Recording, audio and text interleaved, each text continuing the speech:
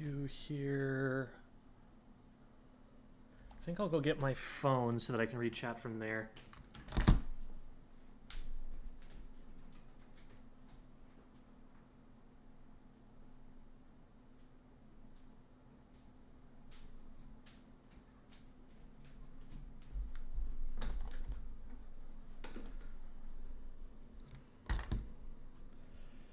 At the moment, you are invisible to me.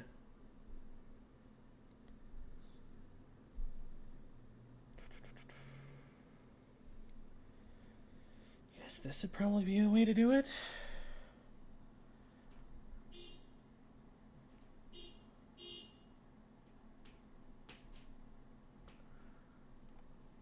The frame perfect. Tori Kensa with the first.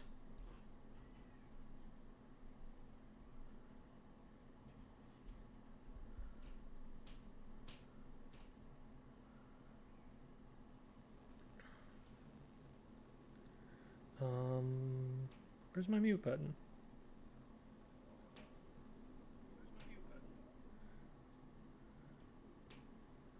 I don't use Twitch on mobile very often, okay? I don't actually know how to mute it. Okay, you know what? I'm turning the volume down on my phone, and that's how this is going to work. Okay.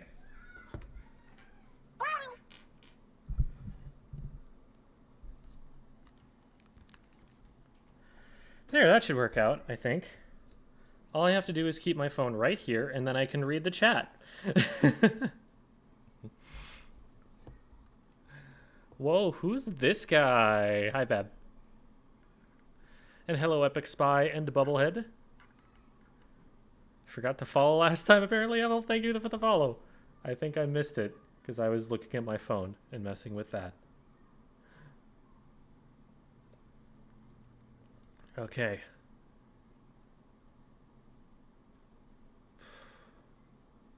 There's gonna be like a lot of stream delay this way though. Ugh. I don't really know any other way.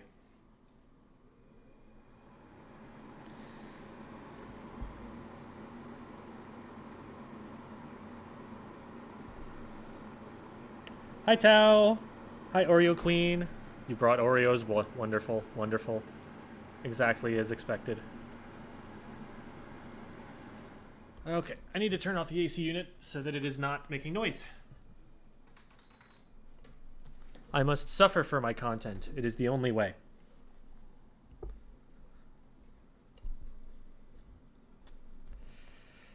Okay. I'm thinking... How long do these matches folks? Okay, that's loud. Is it loud for you guys? Okay. There's a certain song that is playing in my head, Austin. It's by Dave Rogers. And then you guys are going to tell me from if that this is anime like with way cars. too loud I think it's or called not, Deja. compared to my voice. Okay, is it way too loud? Very loud. Got it. Vu. Because if you watch Superjump 1, you know that this is not Jackpot's Is this first time super finishing loud? third place. They got third place in the first edition of Superjump. And our grand finals. Thank you for the follow, Explo River. It's okay now? Okay.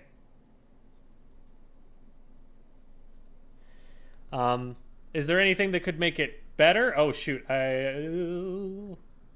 am sparkly. We must fix the sparkling. Sparkles are unacceptable in this stream. Oop. There we go. We have undone sparkling.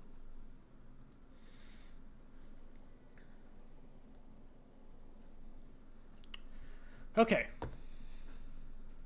I think we are good to get started here. I want to take one quick look and see how... Okay.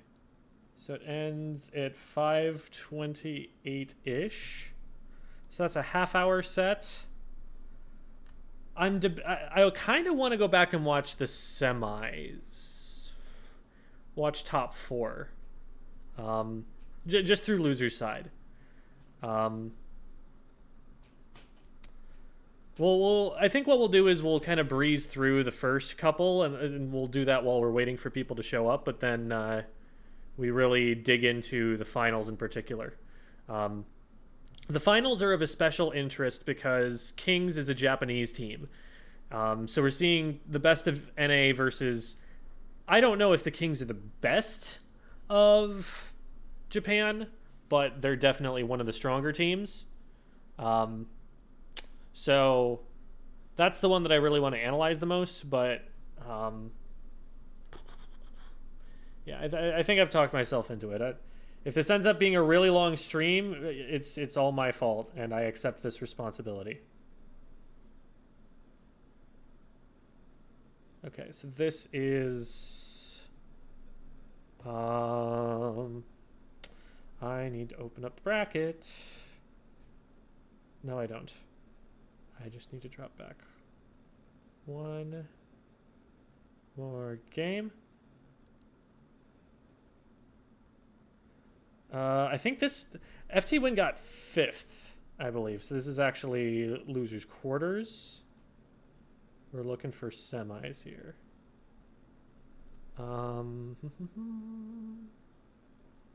Also, Kyo never booyahs. What's up with that? Not a team player.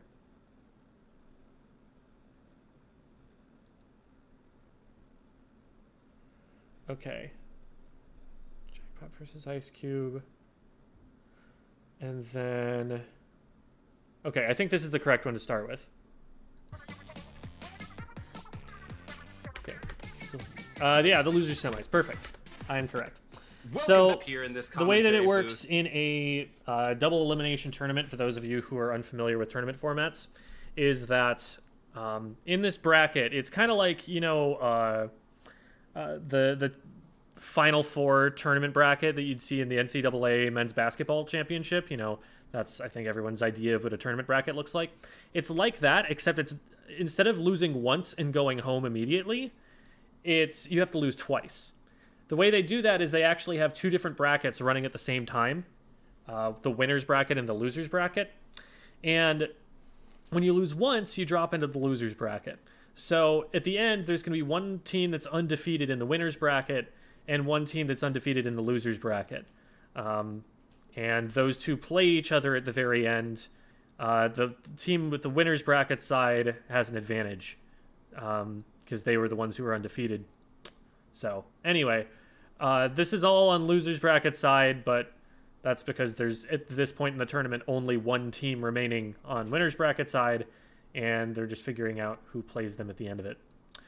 Jackpot is a North American team. Ice Cube is the best of Europe. We've seen basically these 4 players play for Europe for frickin' ever. They're all really, really longtime veterans of top-level Splatoon. I recommend a couple of Brian videos in some of my guides. Kiver is the one who made the Rainmaker Pads video. Obito is one of the best H3 players in the world. And then Gray, I think they played Brella last I checked, but they play support in general, I think. They're the one that I'm the least familiar with, although, you know, Kraken Paradise, just a legendary team that they were a part of. Then Jared, we've talked about them before on one of these tournament streams, but absolutely mechanically cracked player. Legend also, both really, really strong players. Jared, I believe plays dually squelchers generally, but I'm sure they flex to whatever is meta at the time and master it. Leafy has subbed for FT Win. Q is really cracked, so yeah, just very strong teams here. Should be good to watch. Is right. It's to win. Here, so we're gonna try and skip ahead to the actual match. Splat Zones, Starfish. Going with a double backline. Okay, here we go. Here we go. Oh, Splat. I mean, we knew this was gonna happen, and already. So what I've been seeing the European team do, I watched a little bit of this, but I haven't really gotten to sit down and get into the meat of it. I play games, don't talk sports to me. Okay, you know what? It's the one thing that anybody knows if they know about tournaments and sports. So the European team has been running this double backline comp, and this is a really old idea, actually, Jet Squelcher plus X-Blow. This was suggested by FLC in his original essay on roles and priorities in Splatoon 2. It's the way that they work is that they kind of split the anchor role between the two of them. So they'll kind of fluidly move between one of them anchoring and the other one aggressing or something, and then they'll kind of rotate back. They'll try and take off angles but cover each other. So a bit of a high-level strategy to try and pull off, but Brian 9 says later on in the commentary track here that Brian has been playing a lot of X-Blow lately, and has really been enjoying the weapon in the golden years of Splatoon 2. So that's the interesting thing about that comp. Otherwise, it's Neo Splash and K52, which are, you know, your standard boring comps. Then Jackpot, I just want to say, the 777 idea for a tag for Jackpot is so sick. Thank you for the follow, by the way, Toast Draw. And nobody else is doing it but Leafy. If you're gonna have a team tag, make it a team tag, guys. Come on. That's so cool. That would be so hype if everyone on the team was doing it, and they're just not. It's not even that their tags are too long. Like, Legend is 6 letters. That's 3 letters. You could still have a space between 777 and Legend, but they don't do it. It's one of the things that the top players in this community need to learn is branding. They need to make it so that they are recognizable when they enter a tournament, that their team is recognizable when it enters a tournament, that people remember who they are, that they see the same kinds of characters and everything. And I get that pickup culture is hurting that, but come on, guys. This is so cool, and you guys just didn't follow up with it. SMH. No synergy, no coordination. What we're about to see here is a whole bunch of solo plays. That's what I'm determining from the names. You taking a look at these two teams. In real talk, though, the one interesting thing here is the Rapid Pro. It might be that my guess is that this is a direct counter to the double backline comp. That Jackpot knew that they were going to be playing double backline, and maybe they've been scouting it out, or maybe they've just been keeping up with what the other players are running. And they were expecting it, because Rapid Pro is basically a backline counter backline. It's there not to be like a true anchor, but to be able to take duels against anchors and win them. And also to make it's got armor, so it makes the rest of the team kind of immune to the backline. So that they have the armor to be able to get within range, they have walls to be able to get within range, they have like all of these options for kind of shoving in against a backline comp. And then they've got a team that wants to shove in. When you have armor, something that a lot of like lower level teams don't think about with armor is that if you don't have aggressive frontline weapons that are going to actually push in and use the armor, they don't actually get a lot of follow-up out of it. You pop armor and it's like, cool, maybe you're going to survive like one engagement somewhere on the map or something at most. But like if you're going to be moving in kind of slowly, maybe you don't need the armor. Or, you know, maybe there's a better choice for specials to choose there. Maybe you just go double missile or something. Team comps, you've got some stark differences. Right. On one side, so we've got the double backline Rapid immediately going to just paint for armor, as many of those 10 missiles as possible, with which is interesting. It's kind of like they're, I guess it makes sense, because early on, the Ice Cube, the EU team, is going to have a lot more pressure just because they have so much backline power. It's going to be really hard to push in against an X-Blow and a Jet taking opposite angles. So I think the plan for NA here is get armor first and then pop it and rush forward with it. So they're giving up priority in exchange for being able to get picks later. The problem with that is one of them ends up going down before the armor is able to come out. But Brian, who is known by many people as one of the best backliners to ever grace this game, bringing out the explosion. Yeah, what 9 is saying right there, like, you know, Brian is one to watch if you play backline. Kiver coming up. Who hits those shots? Oh, okay, from mid. people as one of the best backliners to ever grace so this Leafy's game. Bringing down out the there here. This is a weapon in that he front is of them. truly fallen in love with towards the... Oh, okay. So we see in the lower left side of their screen, Leafy runs out into mid again, recognizing that this play might be developing and trying to make sure they maintain space. So good play on Leafy's part. Leafy just going in really hard. And again, that's with the armor there. As soon as the armor gets popped, everyone on your team is a frontliner. That's the way that it works. But these guys are already frontliners, so they're just going to hold forward and spray people down. The Explo and the Jet are dangerous if you like sit in their range for long enough, because you can't hit them while they can hit you. But if you get on top of them, you can literally just out DPS them, and that's exactly how Leafy looks like they're planning on taking this encounter. As of late, Austin, they've just continued to make the climb as they get up to and there we go. That's a really good coordinated team push. Leafy knows that they have 2 in front of them, and so the other members of their team are able to go and push this one player who is isolated on right. Great start here. Yeah, they actually had a pretty good start right out the... How many accounts does Legend have? I have no idea. Gatorade already taking the lead, 80 points remaining, just like taking all of that center grain. But Gray, that's actually a really risky drop that Gray went for, but I guess with their range, they're able to force them back and get the missiles and keep forcing them back. So I want to watch how the EU team here approaches this fight. They're popping missiles right now. My guess is that they're going to use the missiles to make them back up a little bit, push forward and take the space up to about here, and then somebody else is going to pop a special to push forward for more space, and they're going to keep going from there. The pressure is on the EU team here to make a push in. The NA team has mostly frontline, so they have a lot of pushing power. But the EU team, they've got 2 members who can do that, but the rest of their team is going to be a little slower moving behind them.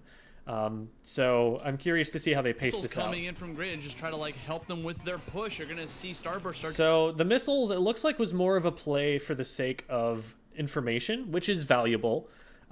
Even right now, Gray can still see where everybody on the map is and see, how they're split and stuff.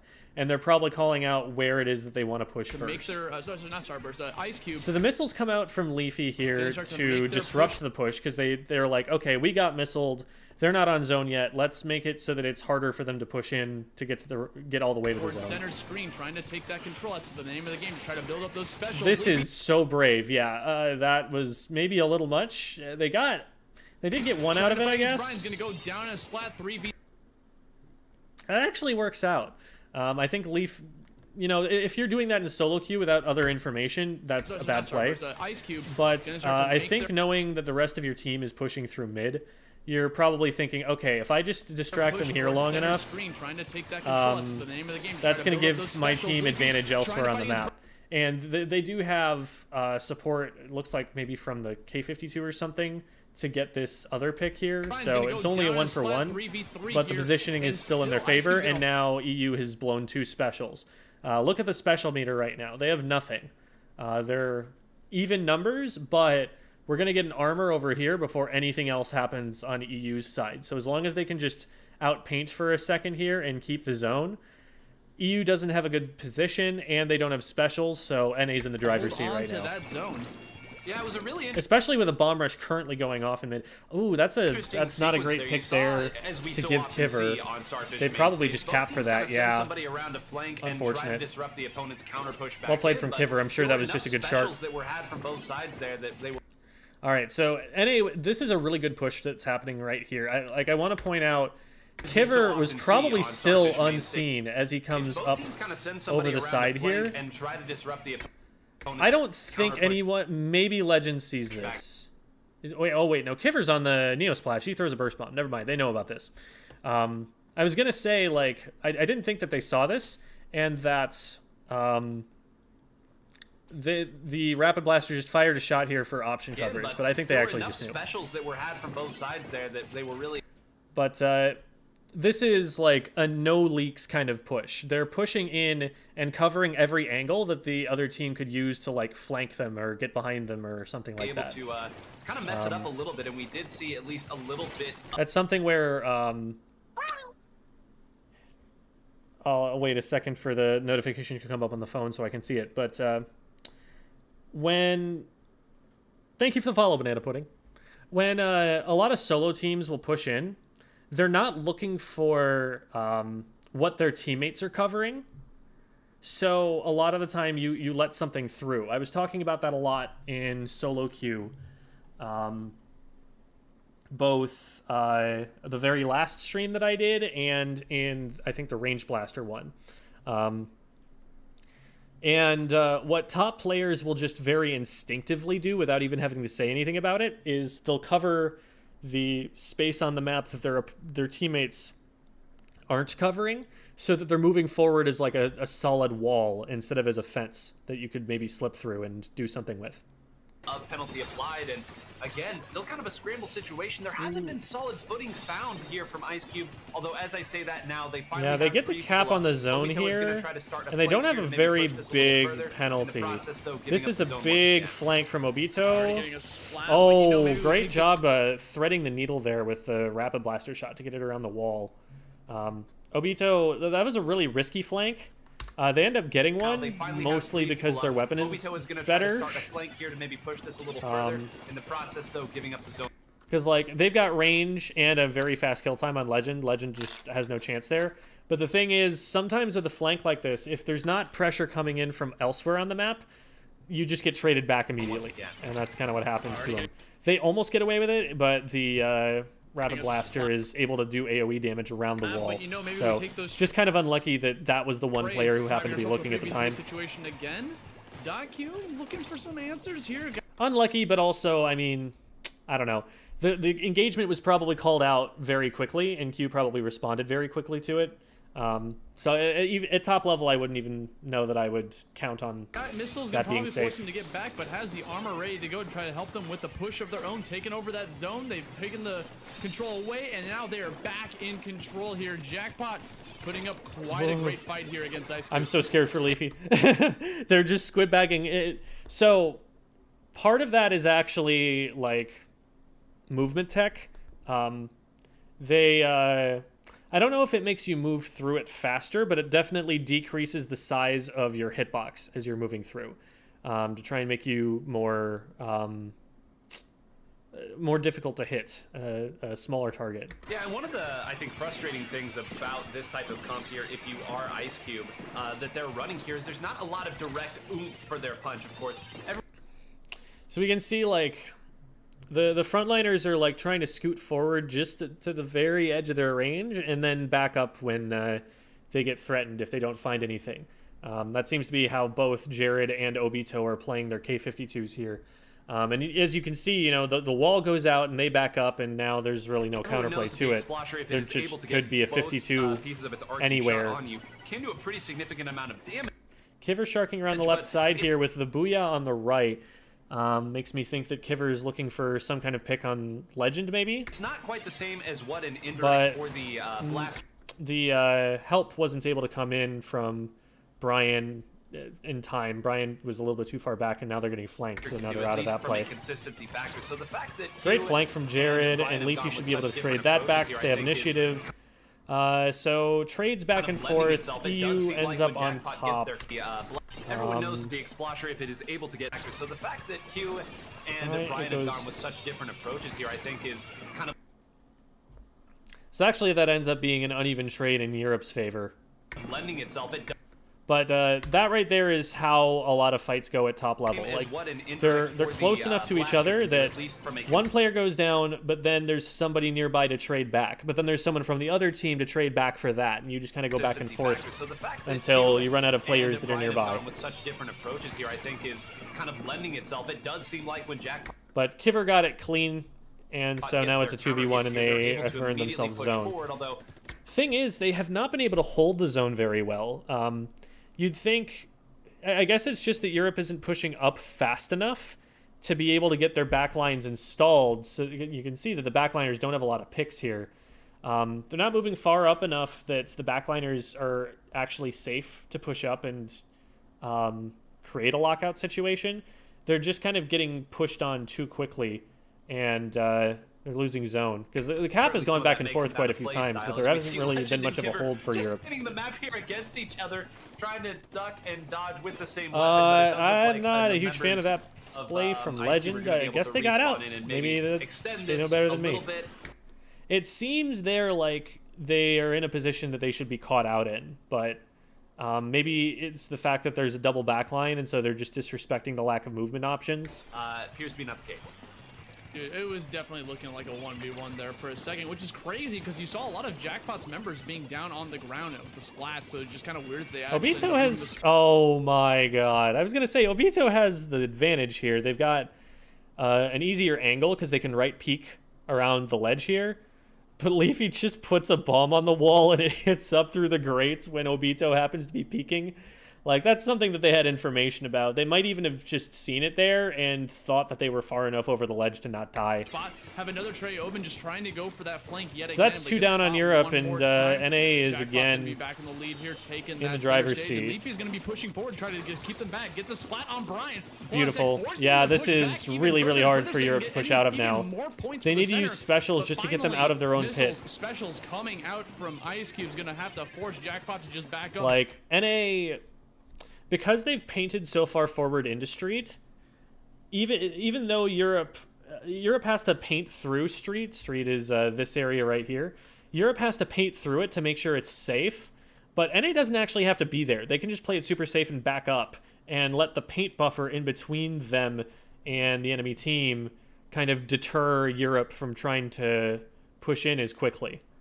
It buys them a lot of time. And this kind of goes into what I was talking about earlier, where this double backline comp, if 3 members of Jackpot... This is paintable. Really see, Booyah is not a painting special. As we just saw, this K-shot was able to just completely counteract the effect of that on the zone, and it accomplished nothing. They got no fight advantage out of it.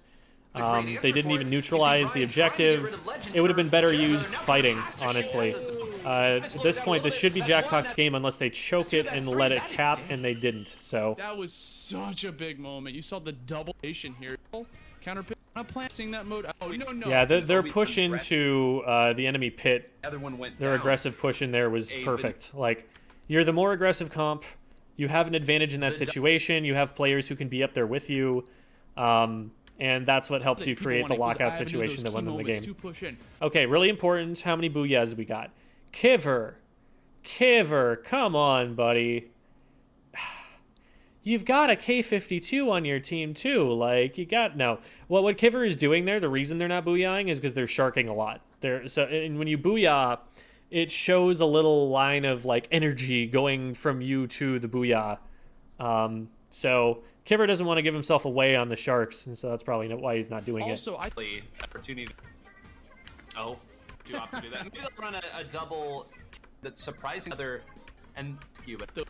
How long? Okay. Whoa. Okay. And all of a sudden we're stuck on those conveyor belts, and it's so like if you got missiles coming towards you, it becomes so difficult. But I'm sure these players here that are sitting here in top 4. All right. What do we got? Changing it up. No more double backline. And I agree. I don't think that was really working out for them super well. Kiver on the Squeezer, I didn't know that he played that. I know he played, like, Splattershot Pro, but Squeezer's kind of a different beast. It's got very, very long range. So even though he can play it aggressively, it's also going to work from longer distance. And so I don't know how much he's going to want to shark with that. Thanks for the follow, Thunfish. Cool. And then NA's literally changed absolutely nothing of their comp. So here we go. I know how to play around a little bit better than I, so let's jump into it. So the name of this game is trying to... So Squeezer is a busted weapon. Arguably one of the best in the game on current patch. It has obscene range for how fast its kill time is. It's like almost as long range as the Jet Squelcher, but kills way, way faster.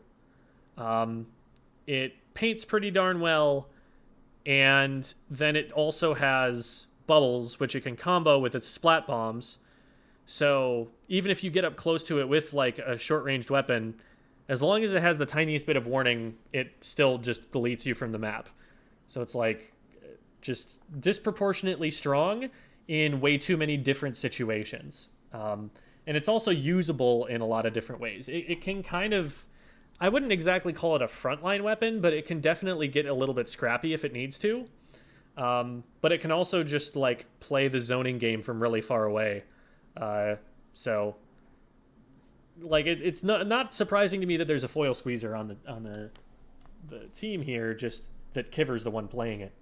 And then Brian going for bamboo. They're going to run missiles on that. That's, you know, the only weapon that they have at their disposal to get the missiles from, and missiles are extremely strong on this map. Highly recommend using them.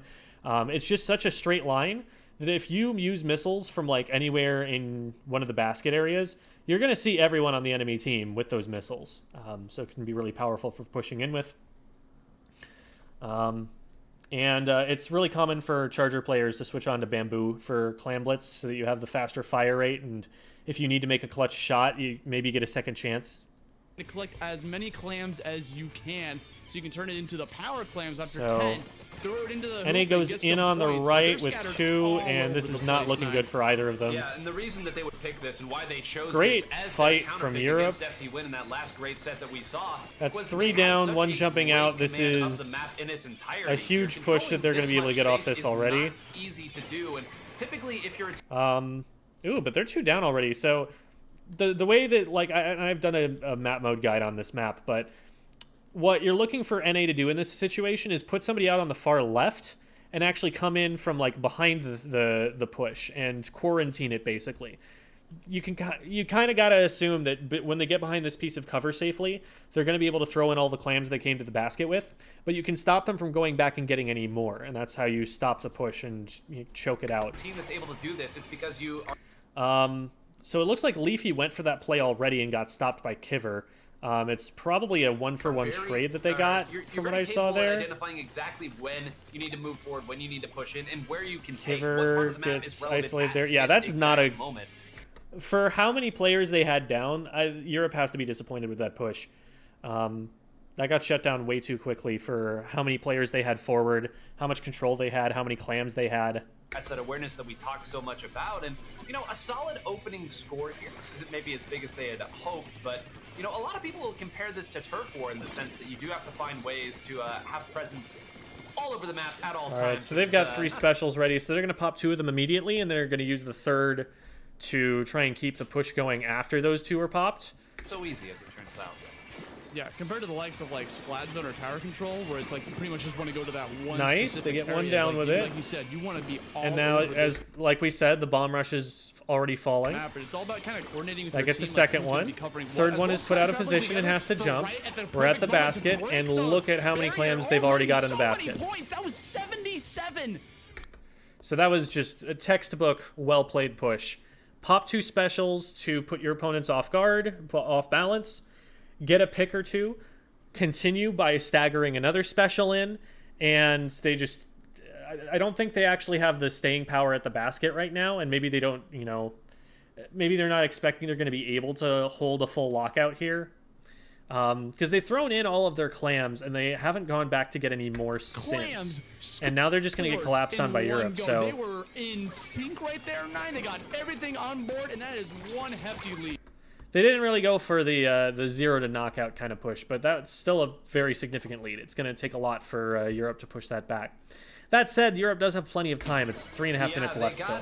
They got that pity claim, and actually this isn't done yet. That's another delayed wipe right here. If they're able to put more together, this push might continue, but...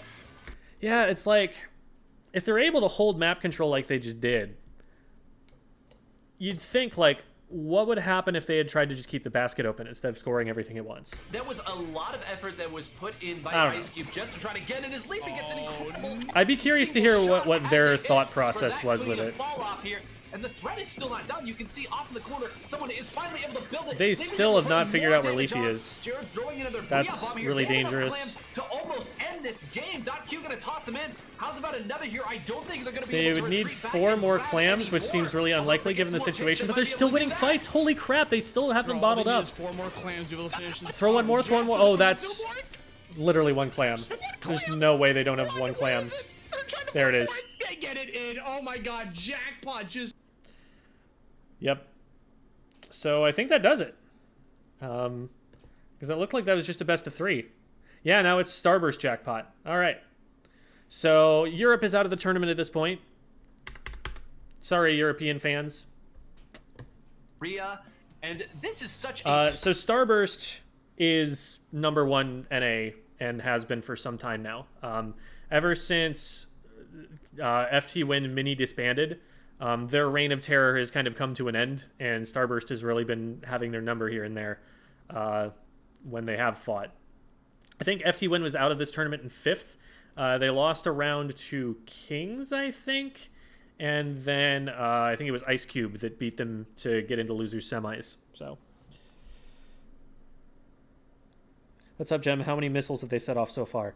Not that many. This wasn't like the Japanese double missile farm comp that we saw on Zone's Humpback last time. So. Storied, all right, I'll say rivalry between these two teams in the sense that they have always been in the top 3 in North America since they've really risen to power here. But it's a rivalry that I think hasn't gotten the opportunity. Yeah, Jackpot has always been up there knocking on the door of being able to take on Starburst and FT Win. They haven't really had a breakout tournament where they did it.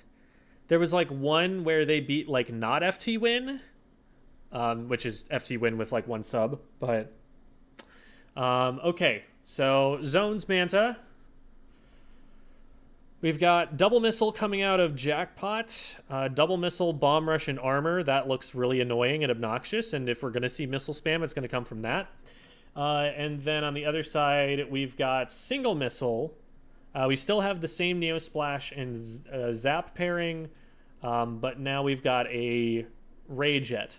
Lots of people been telling me in the Weapon to X series, like, oh, why are you bringing Ray to zones? Like, this is Ice, the best backliner in North America, bringing a Ray to zones. I rest my case. You need to really fight at this level, at this type of and stage. And he's playing Ray spam, too. Like, that's double mains of special charge up.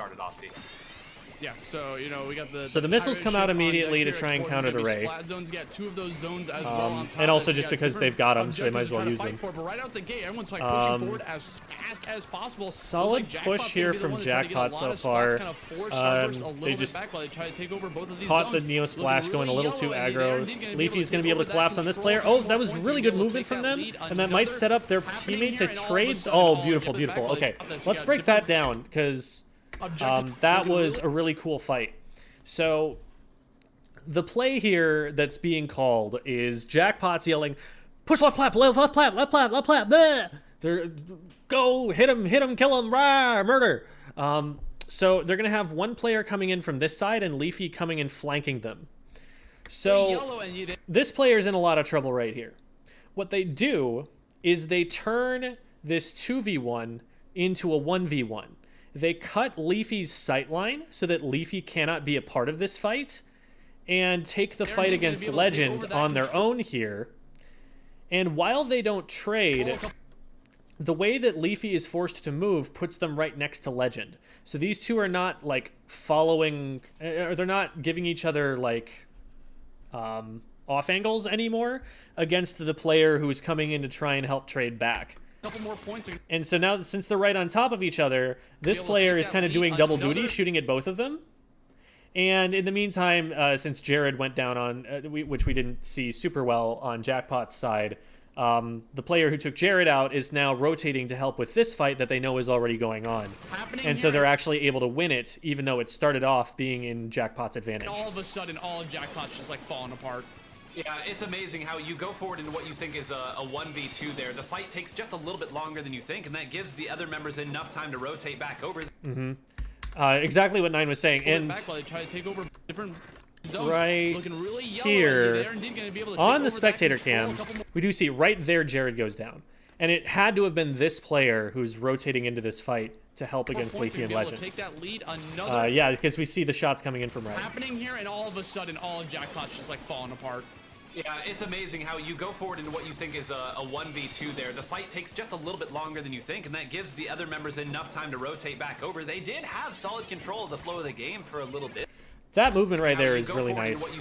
This sort of thing right here, the way that Biscuit moves from the ground to up onto this wall, it's so fast and efficient. Like, this is something that a lot of players who would watch this would not necessarily take away from it as something to study, but like the reason that they're able to get as good of control of Street as they are here is that they're able to put someone up onto this position faster than, you know, a typical player would be able to get there. The other members enough time. So they paint exactly as much as they need to swim over here. They hop over, they paint the wall that they're about to squid form into, and then land in it and get themselves up. And look at that. If they'd gotten there any later, they would have gotten lasered by this player pre-firing them. But because they got there so fast, they have time to realize, oh, I don't want to be here, and back out. The game for a little bit there, but we talk so much about timing with these fights. Literally, like, if they don't do it that fast, they die. Right, and understanding that not only do you have to win the fight, you have to win it quickly if you want to truly push an advantage. And of course, much easier said than done. But all right, Bran moving all the way over here to get the full missile proc, like all 4 of them. It's probably worth it, but I'm really worried as Bagel and Biscuit because Ice is way back here raying. Bagel and Biscuit need to play extremely safe, knowing that the entire team of 4 is pushing into them, and they're not going to get support for another couple of seconds because there are 2 backline specials being launched right now. Now we're going to see that hunted Stingray from...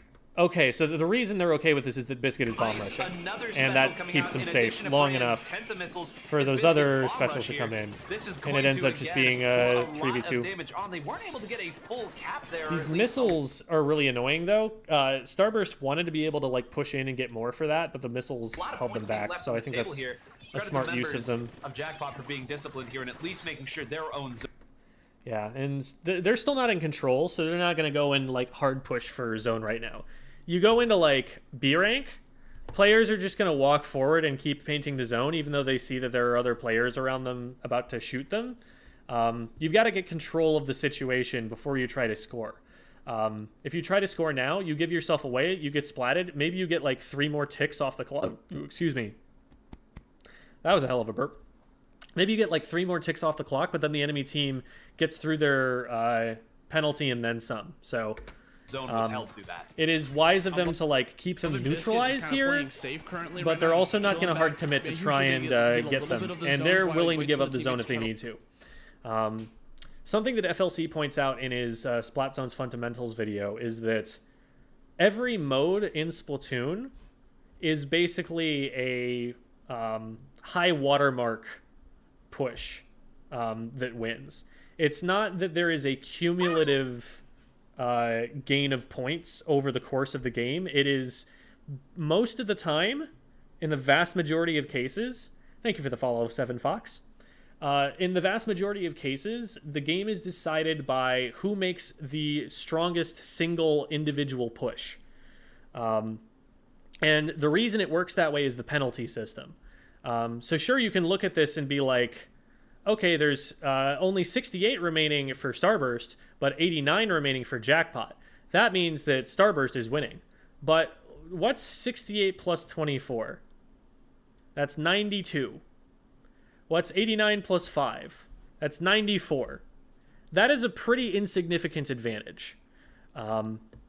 So really what it comes down to is who has the single off of one single opportunity can hold the zone for the longest. It's not like a perfect to that system. There are like small exceptions, but it's that's pretty much, you know, how you expect the game to play out. Whoever's able to hold the longest wins. So holding it for 5 seconds only matters if it applies a penalty to the other team and you're trying to do that defensively. But fighting and dying for a hold that only lasted 5 seconds, never worth it. They're going to have control of the game for longer than 5 seconds after that. Like get some flanks around as well. Going back, throwing your sub weapons, getting the bombs out there. That's like the safest option you can go for. But they are being pushed back right now. Jackpot taking over that center area while they're trying to like just Jackpot in control here, but there are a lot of specials on Starburst that they're going to need to survive, and they are not going to survive them. Leafy, Legend might be the next target here. He's on mark for it. Gonna be able to survive. I am amazed that Legend actually made it out with their lives there. The bomb rush, you know, is useful for helping neutralize the zone. They just don't have the painting power at this point. Oh, wait a minute. Oh, hero play from Legend, but there's just too many members of the team down, and at this point they're going to have to either do some rat things. Okay, they get a trade, which isn't the worst thing, but it's not the best thing either. Hey, that trade may pay dividends. Like, what the trade does is it staggers the enemy team a little bit. It takes away special from someone on the other team, which, like, they were pretty much even in special, so it's pretty much just an even trade. I guess in that situation what you're thinking is, well, I don't get to jump out in time, so the best I can do is take someone with me. But right now, the status quo, you know, maintaining the status quo always goes in the advantage of the team that is in control of the objective. That trade, in my opinion, more helps Starburst stay in control than it helps Jackpot whittle away at their defenses. Dividends later on the line here, it's going to at least give them an avenue to come back into the map as opposed to leaving all three of them there. But it really does seem like the MO at this point is Starburst is going to play off of... So Q has been really uncontested from here. Like, it's basically only when there's like missiles or a ray or something targeting them that they've really been stopped by anything.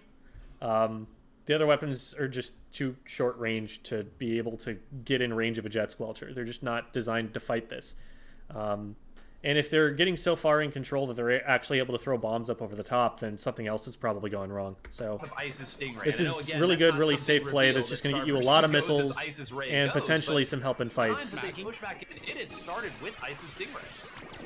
Yeah, literally, that Stingray ton of is just specials so coming out to be able to just, like, on jump both back sides. To the back line, start shooting it off. And nobody's going down. People to get away from the objective. You know where the objective is Jackpot going to be. It's not going to change. has It's the same exact spot. zones, so but it goes place, back the other you're way. Still nobody is down. Through, kind of playing a little bit of game of... So this is kind of how, like, top Japanese zones play starts to look, where teams are painting the zone and trying to posture, but not committing until they're absolutely sure that it's time to commit. Hot and cold on that sound effect to be able to try to... Oh, and this is a great push here from Leafy that should get Legend. Or no, it's Bran. What am I saying? Leafy's on his team. A little bit too far, though. Okay, how did this develop? To get away so from the objective. We're not seeing... Okay, we don't see a lot because of the perspective of the camera there.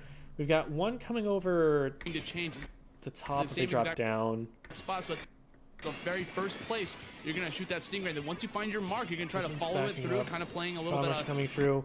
So what Legend does here, they're a little bit over focusing the zone. They know that there's a bomb rush coming in here, and they're putting a lot of paint down right in front of this sight line. There's a part of the A rank video I think where I talk about this concept. If you're shooting around a corner and you know your opponent is on this corner, they now know where you are too. And at this level, they actually know exactly where you are because they know your weapon's range. And so when they come around this corner, they know exactly what angle they need to shoot at to hit you. So even though Legend has right side peek advantage, since they're not right up against the ledge, Bran just rushes all the way around, knows exactly where they are, and takes them down. Legend's gonna get down by Brian. So now Bran gets into a tricky spot here, but they know that their team has their back, so they know that this player is going to get traded if they just prolong the fight and turn them in the wrong direction. Push back into enemy base here a little bit, which is exactly what happens, and in fact, two players go down there. But it is currently a 3v1, and I believe Starburst is trying to figure out where you're going to go. Legend's going to get down. Yeah, there are two players actually. I think the Zap here goes down and gets kind of shepherded towards them. Yeah. Splat themselves, but it is currently a 3v1, and I believe Starburst is going to be able to take the this section this time. Yeah, again, that time it seemed like that's going to be score for Starburst. It doesn't have to be a lot of it because the specials are already mid to halfway. And this is the moment that we haven't. They're already mid. They're already like very, very close to all having specials again. Seen here, it's a full 4-on-4. So like right now, they've already got one special. One special is already being popped. And the other team has only scored 1 point yet. The map with Jackpot being the ones trying to break back out. So that's just really good, efficient painting jumping in before on Jackpot's side. Was able to get it out, but look at this. Had to immediately back away. Took too much damage to the arm. Being the ones trying to break back out, and Jared. Okay, it's. Yeah, if he gets pushed by this player, then he's in trouble, I guess. Jumping in before throwing. But it's not super risky against the Jet, I think.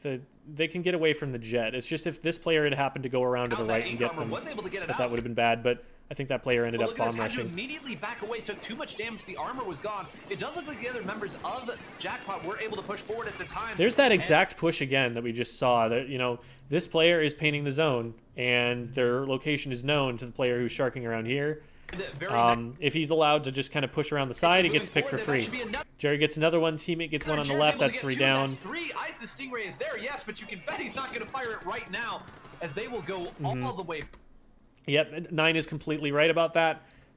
If Ice fires the Stingray right now, they have no follow-up for it, and so they're very unlikely to get any follow-up or any benefit from it. Executed take back there without the need for that many specials, Austin. We are just rubber banding. I bet that Legend here has no idea whether Ice is here and is just checking it. A lot of the time, people look at this kind of a play and be like, wow, he knows that he's there. What awareness. It's probably just he's checking all of his boxes. He's like, okay, have I checked here? Yes, and there's nobody there. Have I checked here? Oh, we found him, guys. He's up here. And that's probably what that's about. Right now, scouting with these burst bombs. And also trying to like make it a little bit more difficult for them to get into a position where they can push from. Like that burst bomb right there was like, okay, we know that there's somebody here and we want to stop them from being able to push forward as quickly. We're going to make it awkward for them. We're going to make it slower for them. We're going to throw off their timing. So the ray goes off and they're targeting the left-hand side with it. Ice is completely safe here because there's just not going to be pressure from anything but missiles on the other side. So they are able to laser someone down. Here come the missiles. And that's probably the end of the Stingray. Just kind of interrupting that special a little bit. And now we're seeing. So they've got a pick. They've got the stagger here. Starburst should be able to get in here and stop this, but if they misplay it a little bit, if they rush in too fast and someone goes down, Jackpot might be able to hold the lead. A lot of the blue team here, Starburst, is trying to paint as much as possible on the center area. But they're doing a good job. They're keeping it safe. They don't really have the high ground. Having the high ground is so important. It's going to be a trade right there. Leafy going down. Now that's actually going to go in Jackpot's favor. Yeah, Starburst just lost lead for not being able to win that fight. One player left on Jackpot. They're going to be able to lose that control. It is looking blue out here. Oh no, it's just Q left. Wait. It's gonna be a trade right there. Leafy going down, Brian going down. Only one. Oh, okay. So they lost that. Trying to paint as much as possible on the center area.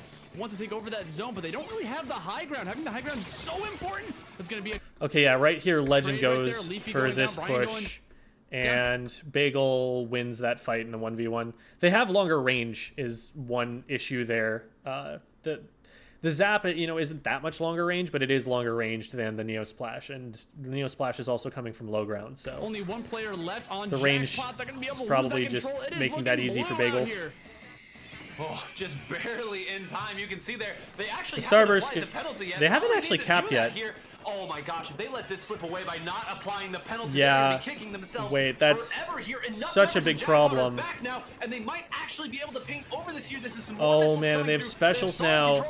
They need this cap. It's going to be falling here. The bomb rush is here. This might take it back, and I can't believe. And one's down on Starburst. Holy crap, Jackpot could actually take lead off of this. But they have still managed to hold on at this point with no penalty. They only need a couple more. There's just so much to do. You have to paint. You have to. It's just so stressful. Just fight. You want that yellow just to get full. All they want is the yellow to get up there, so Jackpot can take it. It's going back and forth. And they take it.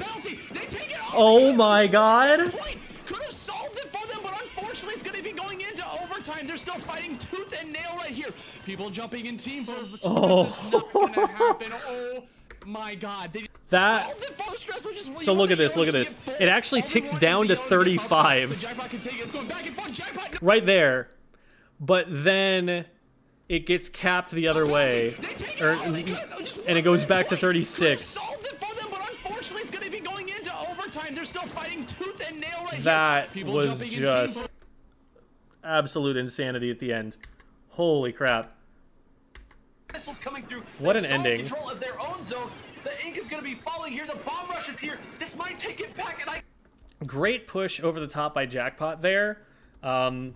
because Biscuit's job here is to bodyguard Ice from getting rushed in that direction over the side wall.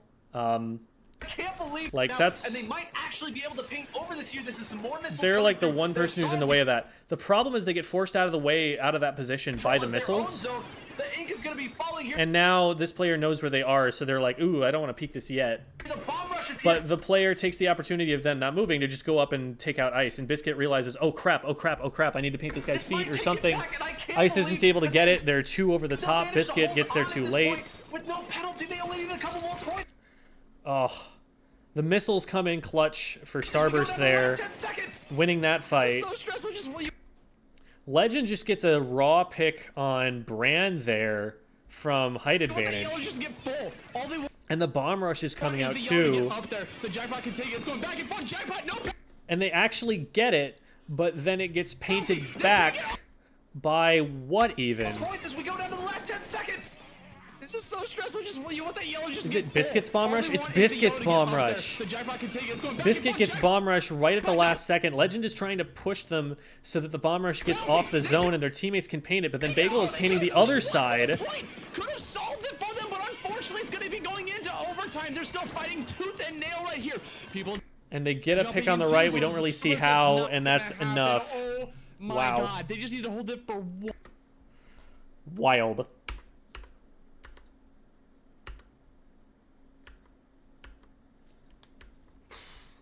That is a good match. Holy crap. Imagine that. Nobody booyah'd at all? It's probably because no one had booyah bomb. Yeah. If one thing I will say for it is if you're in a match without booyah bombs and you're on comms with the other players, you can be hyping each other up without having to put booyah into your controller. Starburst certainly known. Specials used per minute. Yeah, Bagel is the armor farmer there, so makes sense. For their rainmaker. Do feel that it. I know it's get the dream job that you're looking for, but it's that building that's on top, so there's a little bit of high ground and it counts toward. So back to zones, and we're on Inkblot. Starburst won game 1 on zones. Interesting. And Jackpot is allowed to counterpick this because Starburst won on the last Splat Zones map. Towards the painting as well. So let's get started. Otherwise, the mode would be locked out to them their way from the over counterpick there. system. You're going to notice some people specifically going their own way to try to build special bar as much as possible. Yeah, sometimes this map. Booyah for Joy. They have the comms for Joy. They don't need to booyah for it. They have it in their hearts already. Man, I can't read the chat anymore. I can read it on Twitch, I guess. But I can't read it on Twitch and YouTube at the same time. I wonder if there's a phone app or something for restream so I can have the chat open there. Oh well, we'll keep going. That really does come down to, you know, who doesn't let up their plat without getting anything in return. Of course, everyone knows you take control of the possible towards the painting as well. well. How's this going? Did they change anything? Ice went to missiles instead. And Jackpot, this is the comp that they played against Ice Cube with. So they've got their rapid back. So let's get started as both teams are going to start painting their way over there. You're going to notice some people specifically going their own. Interesting. Okay, so Ice is over here. Rapid is once again just painting for armor. Try to build special bar as much as possible. Yeah, sometimes this map really. So the missiles come out from Ice immediately because they were farming for really that. Does come down to, you know, and they're trying to wall this off to separate the players on the right side from the players on the left side, and hopefully that gives their teammates a good push in with the armor that's just being popped right here. Who doesn't let up their... Because, like, this is going to push, like, Leafy back, right? Well, now Legend and Jared are on their own on the right, and I'm expecting they're going to get pushed. Of course, everyone knows you take control of this map. But they're going to respect the booyah, and nothing's going to happen. Actually, they're going to get a pick on the booyah. And you just try to hold so that's 2 down. Solidly, but so often I feel like whenever a player goes up on the flat like we saw there, well, that was laggy. It's a trade, right? We didn't see what really happened there. Doesn't really have control. And they're fine with that trade, I would think. Like, they're not. I guess the one thing about that trade is they're not going to be able to keep the enemy team off their plat very easily. The best they have is the Rapid Blaster and some bombs to throw over the side. Which does mean Starburst which I don't think is going to stop Starburst as soon as they pop their specials here. Come back in with as many specials as they'd like and go from there. Now, that's not to say that you have to take it in order to get a full long hold, but it certainly makes it a little easier once you can step out like we're seeing Biscuit here. Yeah, and he's definitely... But even now, you know, that pick went down maybe 20, 30 points ago. So the trade does end up giving them some score. It's just not going to be as big of a score.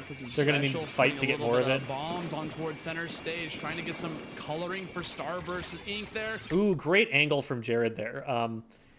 Stepping up to wall here is really scary if you don't have the left side under control, because someone can just like fire. Look at how wide open this window is. Someone standing in this corner just has free shots on you from there. And that's something that someone who's on wall, like using wall for cover, probably isn't thinking about a lot of the time. Unfortunately, got kind of steamrolled. We're gonna see a green team here, Jackpot, easily take that zone and continue to push forward and just prevent them from coming in. They have one chance, and it's not going to be a good chance. They're going to have to pop like one special and hope they can outplay. Counterpick. I mean, like, steamrolled is actually putting it lightly. Because like these, Jackpot already has two specials. They're only going to have the one, and maybe the missiles to follow it up halfway into the push. Somehow, and that's a pretty strong word to be using there, but it's true. And now they're going to have two specials here to push in, but I don't. Okay, they are actually going to wait for the first missiles. They are actually able to. So the missiles. This is really close to be cutting it, but okay, they made it. So I was wrong. They actually did have the time to play it fully disciplined and make a good solid push with two specials and another one to follow it up. They are not perfectly timed, and Bran opting to fire that second set of missiles. Oh my goodness, that was beautiful from Starburst. But that's why he's Bran. Yeah, honestly, but now there's the point difference is so massive that you still. The camera is so wonky because it's spectator cam and it's smoothing it.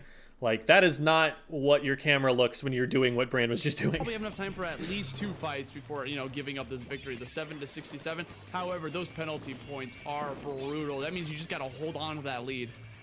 Okay, so the missiles are ready. And Bran isn't in the strongest position in terms of, like, if he's getting pushed. Like, he probably doesn't want to be there. But he's thrown enough bombs up here and painted this up enough. And he's got armor. Not armor, he's got missiles. He's going to know if somebody is pushing him, and he's going to be able to call help over. And the missiles from here are going to give him a really good line on the opponents who are likely to be grouped up around this area. So that's probably why he's taking this position. I anticipate him rotating to mid pretty soon after these are fired so that he can help with the zone. We'll have to hold it here, and again, they're going to be again firing enough missiles here to paint the opponent's the black. Missiles are out. Do a whole lot else. Yeah, and then he starts contesting the right-hand side because he's anticipating someone moving in this way. And Biscuit and Bagel are there to help him out. Snuck Jared onto this left side here. If Jared opts to dive in, this might be a great time to do it. Is instead going to pivot back and go to the right side. A very excellent decision here. You can see that they were able to get the two of them go down on right. Good play from Jackpot. Such a strong team among other things, but is instead going. I think one thing that might have not gone in Starburst's favor here is that once all this is done, like, there aren't actually any specials in play anymore. Starburst is just kind of standing there. It's not like they have any overwhelming force here, so it's just kind of up to who plays the team fight better on the right-hand side. Legend gets a pick. Leafy is able to follow up, get a pick. That's beautiful team play there. Jared's hovering just to see if there's an angle that they can cut off before they move over to the left instead. And that is what makes Jackpot such a strong team among other things. And they're going to be able to get the zone here. Jared had eyes on that side in one. They got a little bit too grouped up there, and so they kind of got in each other's way a little bit. Like, the thing about stacking on top of each other is that you make yourself very visible to the opponents that way. And so even if, like, most of you notice that there's someone shooting at you and move, the third player might not. Or their feet might get painted, or they might get shot blocked. There are a lot of problems that might happen there. And you're also just not covering different angles. Like, if someone had an angle in this direction as well as the angle in this direction on the Jet Squelcher can't stay here safely. Because one side or the other is going to be able to push them while they're turned in the wrong direction. but because they had everyone in line of sight, they were able to just take him out. So that was a good, strong position for the Jet to be in. Cool out here, man. He's got the Booyah Bomber ready to go, too, making excellent decisions, trying to go for the fight, using the corner for their advantage. Oh, my God. I don't know about that one. Splat, he does. That seems like something that, Man, shouldn't have really happened, and he's kind of wiping the sweat off his brow afterwards. Because, like, he's getting pressured from behind here, so he has to left side peek this against Bran. Bran tries to pre-fire it, tries to go for a better angle. Bran just misses. I'm just going to say Bran missed shots there, and that's the only reason that really worked. Bran trying to go back towards center stage to try to get a little bit of painting, give it a little bit of an assist here. Legend, meanwhile, is going to be trying to go for a flank. Gets on top of him, doesn't get the pick. That was so brutal. Doesn't matter. He gets the assist instead, going back towards center stage to try to get a little bit of painting, give it a little bit of an assist here. So Legend sharks this guy. This guy is focusing in this direction. Doesn't see Legend coming around the side. They get in behind them. Doesn't get the pick. That was...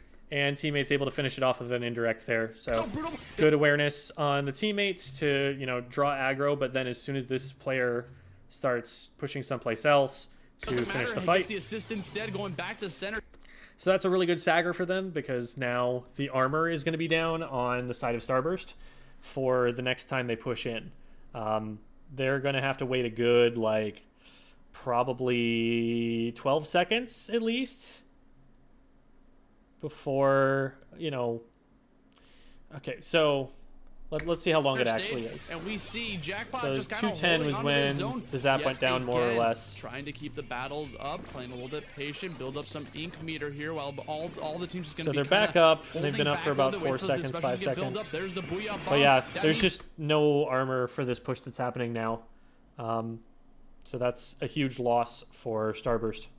Time to go, man. Everyone's going to be pushing forward. Got all the specials coming out. Bomb rush is on the zone. Oh, Jared didn't see. How? Wait for the specials to get built up. There's the Booyah Bomb. That means time to go, man. Everyone's this might be a camera thing. All the specials coming. Because, like, you're swimming in this direction. You gotta see that ice is already dropping before you go for those jump shots, right? From happening. Jared Which maybe he wasn't expecting it. On ice, but it's a trade. Maybe not a good trade. It is 2v1 right now. Yeah, I feel like got all the specials coming out on deck just to prevent this push from happening. Jared flanks behind. They wait for the specials to get built up. There's the Booyah Bomb. How do they lose the zone? Time to go, man. Everyone's gonna be pushing forward. Got all the specials coming out on deck just to prevent this push from happening. So the rapid goes down. Jared flanks behind. So it ends up in a 2v2 situation. On ice, but it's a trade. Maybe not. And Bran, okay, I think the other player just kind of went down in favor of painting the zone, whereas Jackpot was playing for kills, and so they were able to get this penalty. And that's still, you know, control for Jackpot. So I don't think they're hurting too hard for it. They don't really need to score more. They just need to kind of defend. And they did successfully defend from Starburst actually getting into control here. That's a 2-for-4 fight. Jackpot again. They're probably fine with that. Zone, but they did get the penalty points. They did get the penalty points, and they've also they're also going to have special advantage because they've already got missiles ready to go. They're going to be close to 2 others. Starburst has to farm all of theirs before they're really going to want to go in. That scramble situation, I actually thought that Jared maybe. Oh, but Starburst, I guess, has more to paint. Thankfully, the rest of the members of Jackpot were able to control the zone in that spot, comes so the bomb rush. Now, Biscuit's the bomb rush isn't landing on zone; it's having to be used for combat. Opportunity to take the zone, and thankfully it they do actually take it. We're able to control the zone in that spot, so it wasn't a big deal. Really tell where many players are here. I actually thought that Jared maybe could have gotten that pick on ice cleanly there. Thankfully, the rest of them.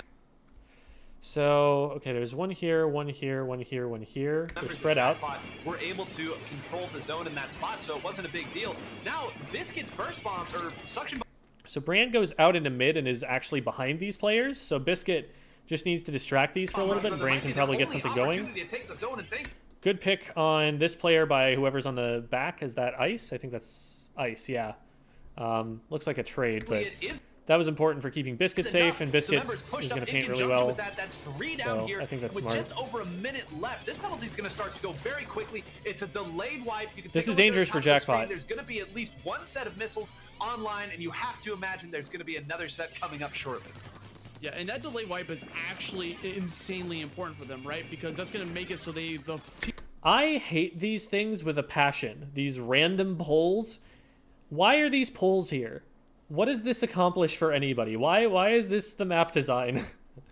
It's the only thing that is ever going to happen with these polls is you're going to accidentally throw a bomb at one, and it's going to bounce off and not land where you want it to. Why is it here? What is the point of this thing? Is it maybe it's so that you can't bomb the block from being up here? Maybe that's what it's for? I don't know. What is it though? Why? I don't understand aesthetically. Team of 4 over here for Jackpot's gonna have to Zipcaster foreshadowing. Their 4th player to get the spawn in, but that's okay. We got meters going. There's the Booyah Bomb. There's the missiles. They're gonna start making that push towards it. That's literally how Splat zones go, right, man? You're just constantly trading specials after specials to make that approach go in. Got one Splat. Jared such a good pick from Jared, but they need support from the team. Gonna be backing around here, and they back off.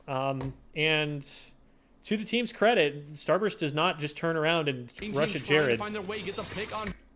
And they kind of let themselves get encircled here. You're just constantly trading Here's my thinking. If you're Bagel, don't you just immediately turn to... Oh, okay. They do immediately turn to Jared, but the pressure from the Rapid makes it not work out. And Brand, meanwhile, is trying to take out the Rapid to help Bagel stay safe, but Bagel doesn't win this against the 52. And they just get encircled. And they take out... They isolate Brand, take out Bagel, and then take out Brand. 4v1 right now. Jackpot in control. Gets the zone again. There's time for one more push from Starburst. This is their moment to shine. They have to take the zone. That's a really good angle to take as a Rapid Blaster because it completely prevents the Jet from coming out down on right here. One more time, take it to overtime, and then after that, have to defend the zone from the opposing team. It doesn't completely stop them from taking it after you stop shooting at it, but it's kind of like, hey, buddy, you better back up. Spot that the Rapid wants to be in here can put safe damage on anybody from any distance. Jared gonna throw this down. Hey, look it! They threw it on the zone, and it didn't paint the zone. Imagine if they had put it over here and flushed Brand out, and Legend had got a pick on Brand. Just to get a little bit out, and now it's gunfight territory. I don't like using Booyah as a painting special. I really don't. Maybe they thought that someone was going to rush over the wall. That I could understand, but like. To get the trade with Bagel, there's going to be not enough. I don't think that Booyah did anything. Coming in, you saw that they had stacked up onto that left side. That's where Jared's Booyah Bomb went. And a great. Oh wait, did someone have a bomb rush? That would actually explain it. Then after that, have to bomb rush defend the zone from the opposing team. Can they pull it off? Popped right there. It's so frustrating here. .Q and then it goes down before the Booyah's even popped. So it's not even to counter the bomb rush. Yeah, I don't get it. Maybe somebody can explain that to me, but I don't understand using the Booyah bomb there. I think you'd want it to displace teammates instead. But nevertheless, Jackpot takes the game, and now we need to back up longer than I thought. And literally, this is the threat of being able to just end this game immediately if you push. Okay, same exact comp from Jackpot, and then we've got a Junior instead of a Zap for Starburst. So they want faster armors, bombs. Yeah, I can definitely understand wanting more bombs, and they are running the. So if you're going to play Double Bomb Junior, this is the way to do it, what Bagel's doing. Instead of using... Oh, wait, no, that's Comeback. That's not LDE. What? Comeback? This is new technology. Is that a Battle Junior? Is that the idea of that? Interesting. Okay. It means they're expecting to go down a lot. Oh, I guess because they're the Rainmaker carrier. That makes sense, because you're expecting to go down because you're carrying the Rainmaker. I hadn't thought of that. And then that lets you get armor faster on the respawn. Huh, okay. I learned a thing. Push the Rainmaker, everything just kind of goes right in your way. Every single time I've seen Starburst. And I haven't been pointing it out, but MPU on the splashes gives them 99.93 shot. So that's pretty important for a frontlining Neo Splash. Splat in one less shot most of the time. Play on this map though, they always be taking the Rainmaker to the right because like you said, there's like a line over there you can just kind of like hole your enemies into to get a clean pick. Hey, there's the Ray. I wonder if we'll be seeing that again in this game. Off the gate, trying to like push a little bit on Legend immediately. Yep, and you can see. So 2 down immediately on Jackpot. Pull your enemies into to get a clean pick, especially with the Stingray. Already got it filled, by the way, off the gate. We really don't see it. We don't see it at all. It's a combination. So it looks like it's an armor-assisted splash kill. Immediately. Yep, and you can see even though the Stingray didn't get anybody, it meant that 2 members had to run away and just try to dodge it. So the other members of Starburst were like, oh, cool, perfect. We're playing 3v2 on the other side of the map. Let's do that. And look at this, already Biscuit in an oh, they're staggered. That's a really big deal. That could be a lot of points. Oh, that's an important play because that stalls the Rainmaker long enough that the respawns are going to come in from Jackpot. In a situation like that where you know you've already got 2 teammates down and you're at disadvantage, sometimes this is the only play that you can make, because if you don't make this play, they're going to be able to just slowly push it in and KO. Absolute correct play there, which is to dive forward and at least take out the Rain. Trading for Rainmaker is almost never the wrong play. It's hard to think of a situation where that isn't an advantageous thing to do. Rainmaker to slow it down. There are enough members of Jackpot that they should be able to throw some bombs here to stall it. On the other side, though, that's really the only pick that we have seen Jackpot get, which means still lots of... Maybe, like, if you had some important, like, game-winning special already charged? I don't know, but, like, your important game-winning special could have been used to stop the Rainmaker. So, like, you've already done the job that you needed to do with it. Maybe you could have stopped it twice, I guess, if you needed to. Lots of specials. Yeah, and just like I called it, man, they're going to be pushing it right. They love that angle. Just try to get as fast as possible. This top left area really important to hold so that you can make that exact play. Even if your teammates get forced off to the right, you can still take this off angle, take out Rainmaker, 47 and points. Ooh, Ice with the outplay down there. Again, but we still have Ice oh here my God, by Ice themselves in a 1v2 situation. Gonna be able to stay alive, but for people to be able to like jump. Yeah, they got 2 jumps in and a pick. That absolutely phenomenal play from Ice there, even if they go down. I think Ice has to apply a little bit of pressure there against the Rapid, which is unfortunate for them. Have Ice here getting up. Like, if they don't push this Rapid, though, the Rapid just kills the jumps. And this is a weapon that counters them. So this is an honorable sacrifice, I think, that was necessary. Because they're trying to, like, deny this angle because they know people are going to look to potentially jump into Ice. But for people to be able to, like, jump towards him, team's going to try to go in. And the pop is enough for Brand to finish that off before the Rapid can get around the corner. Unfortunately loses one of their members, but that's okay. There's still 3 people right up there next to the Rainmaker. Looks like they might be trying to back up just a little bit, get some painting in, build a little bit of... So they pop some specials. I don't know if they're going to go for the Rainmaker here. They do have the lead. It's not a huge lead. Next push. They probably do still want to push more. I wouldn't be surprised if they opt to let it reset here. They've got full control of... Do I like them letting it reset? Because on the one hand, they've got a lot of map control right now, so it's not the easiest thing for Jackpot to push in. It felt like they had at least even numbers. Maybe they could have pushed for a little bit more. They probably would have gotten wiped. Yeah, I don't know. Because they're not going to have special advantage here. They know that Brand is on that right side. They're going to have to at least keep one person over there. It looks like they've sent .Q back so here in that come area. Missiles. And then the missiles are kind of just the tax for them to undo the map control that Starburst already had. Meanwhile, Biscuit actually so it's pretty much dead even at this point. To be playing a little defense, senses that there's somebody attacking from this angle, might actually be able to get the jump on them here. The Toxic Mist is going to slow them down, but the Booyah powers through the Toxic Mist, and they're still not opting here to check. The armor is up, and so the Biscuit is very wise to back up. Might have needed to back up a little bit earlier, if anything. They do send 2 people here to do no, they're good. They're good. Met with the ink armor. Biscuit going to be running forward. That's a lot of damage on those players, and you have to think that Ice's Stingray is going to be able to at least get the Rainmaker, and it does. Yeah, it does. Yeah, and that's going to be a trade. So that's they've got a good insurance policy in this Ray. You know, one of the best Ray users in all of North America is on their team, so. In a situation where, ooh, we've got one down, this might be a little bit spooky. No, we've got the Ray. It's fine. And the Junior didn't die before they used armor. So. Unfortunately, going to be in that's not a terrible loss. It doesn't even decrease their fighting power that substantially because the Junior is just not that much of a fighting weapon. Here, try to see Legend not picking it up right away. Wants to try to get rid of Ice's threats here, but I'm trying to read chat on my phone. But it's been blurry for so long that I have been looking down and only been able to read Twitch chat.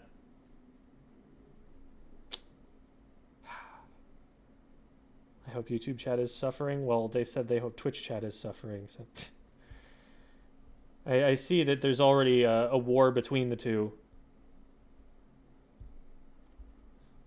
Anyway. Fortunately, you see all of Starburst trying to gang around a little bit. Okay, that's 3 down. Get a lot of purple ink here, trying to pave that path for the But they don't really have a lot of forward pushing power. They've got the inkjet, and that's all. It's really unsupported here. Nobody has an angle to help with this, so they probably don't get any picks, and they might die on landing. Yep. They end up getting a trade with the Rainmaker, which is good, but given that they had a 3-down situation, or like a 3v1 sort of thing, and they picked up the Rainmaker, it's not a great push, and it's going to slow them down a lot. Nice. Great job popping the Booyah before it gets armor. So now it's 2v2. Put the wall up there to at least Ice make just sure going to back up and keep the Ray. Ray. Get there, and Biscuit's Inkjet really wasn't able to find any leverage because of it here. So after a really rough opening fight, there's really no here, reason for Ice to do anything other than play for Ray there. They don't have to play aggressively. They have the lead. And if they pop Ray here, get a good fight, especially with 1 down on the other team, like, they can use this Ray to get information, call out positions, and then the front lines can push in. Often seen that you have Ice's Stingray in the first 10 seconds of the game. It's been, I think, Jackpot kind of keeping pace here with what Starburst is trying to do. So, a really rough opening fight here, which is so often seen that you have Ice's Stingray in the first 10 seconds. Even though the Ray itself does not get a pick, what it does is isolate players from each other. Like, Leafy doesn't want to push towards the Ray.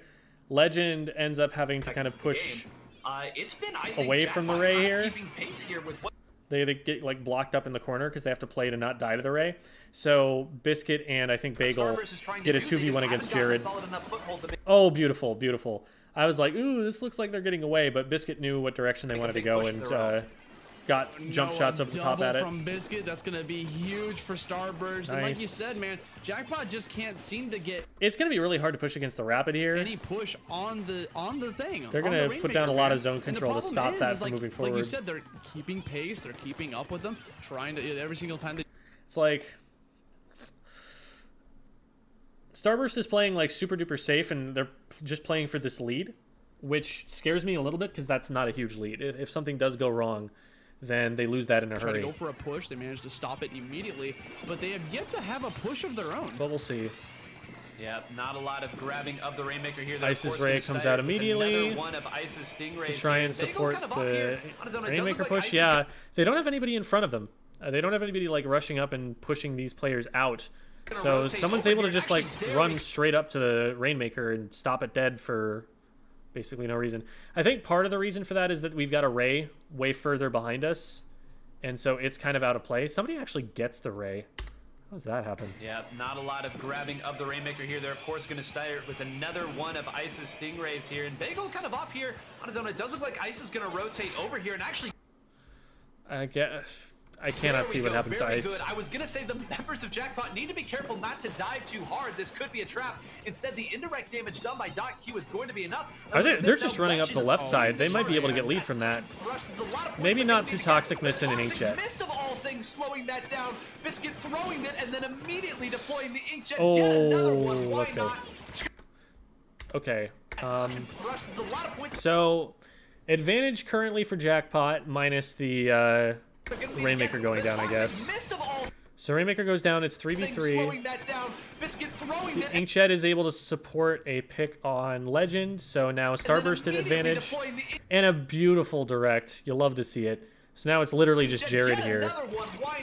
But Jared gets one and then goes down 2v4. Yeah, it's like, that was really close to going in Jackpot's favor. Like, if they play defense just the tiniest bit worse, bro, can you they lose that lead. Toxic Mist weapon is the thing that managed to stop that thing. Give me a heart attack here. In its tracks. They were so close. Literally, all they needed is like one more hop, and it would have put the points over to give them that lead they needed. And Jackpot definitely has time for one more. Ooh, beautiful shot on Jared, though. Great read. Oh, and they can just start moving it right.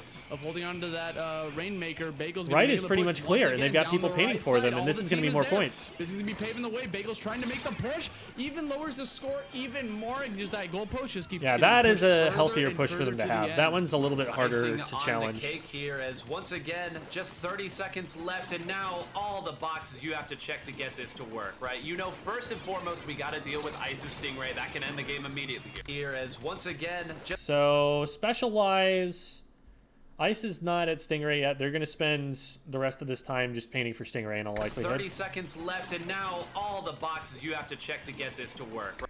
The missiles get popped to catch them coming forward. You know, first and foremost, so Jared's position is known, and this player is able to drop down and take them out. We have to seek out Ice, but Ice is... Those are really good picks to get. Not going to move forward unless absolutely forced to here, so... Right, like Ice playing safe right now, that was a good time for Jackpot to be pushing forward, honestly.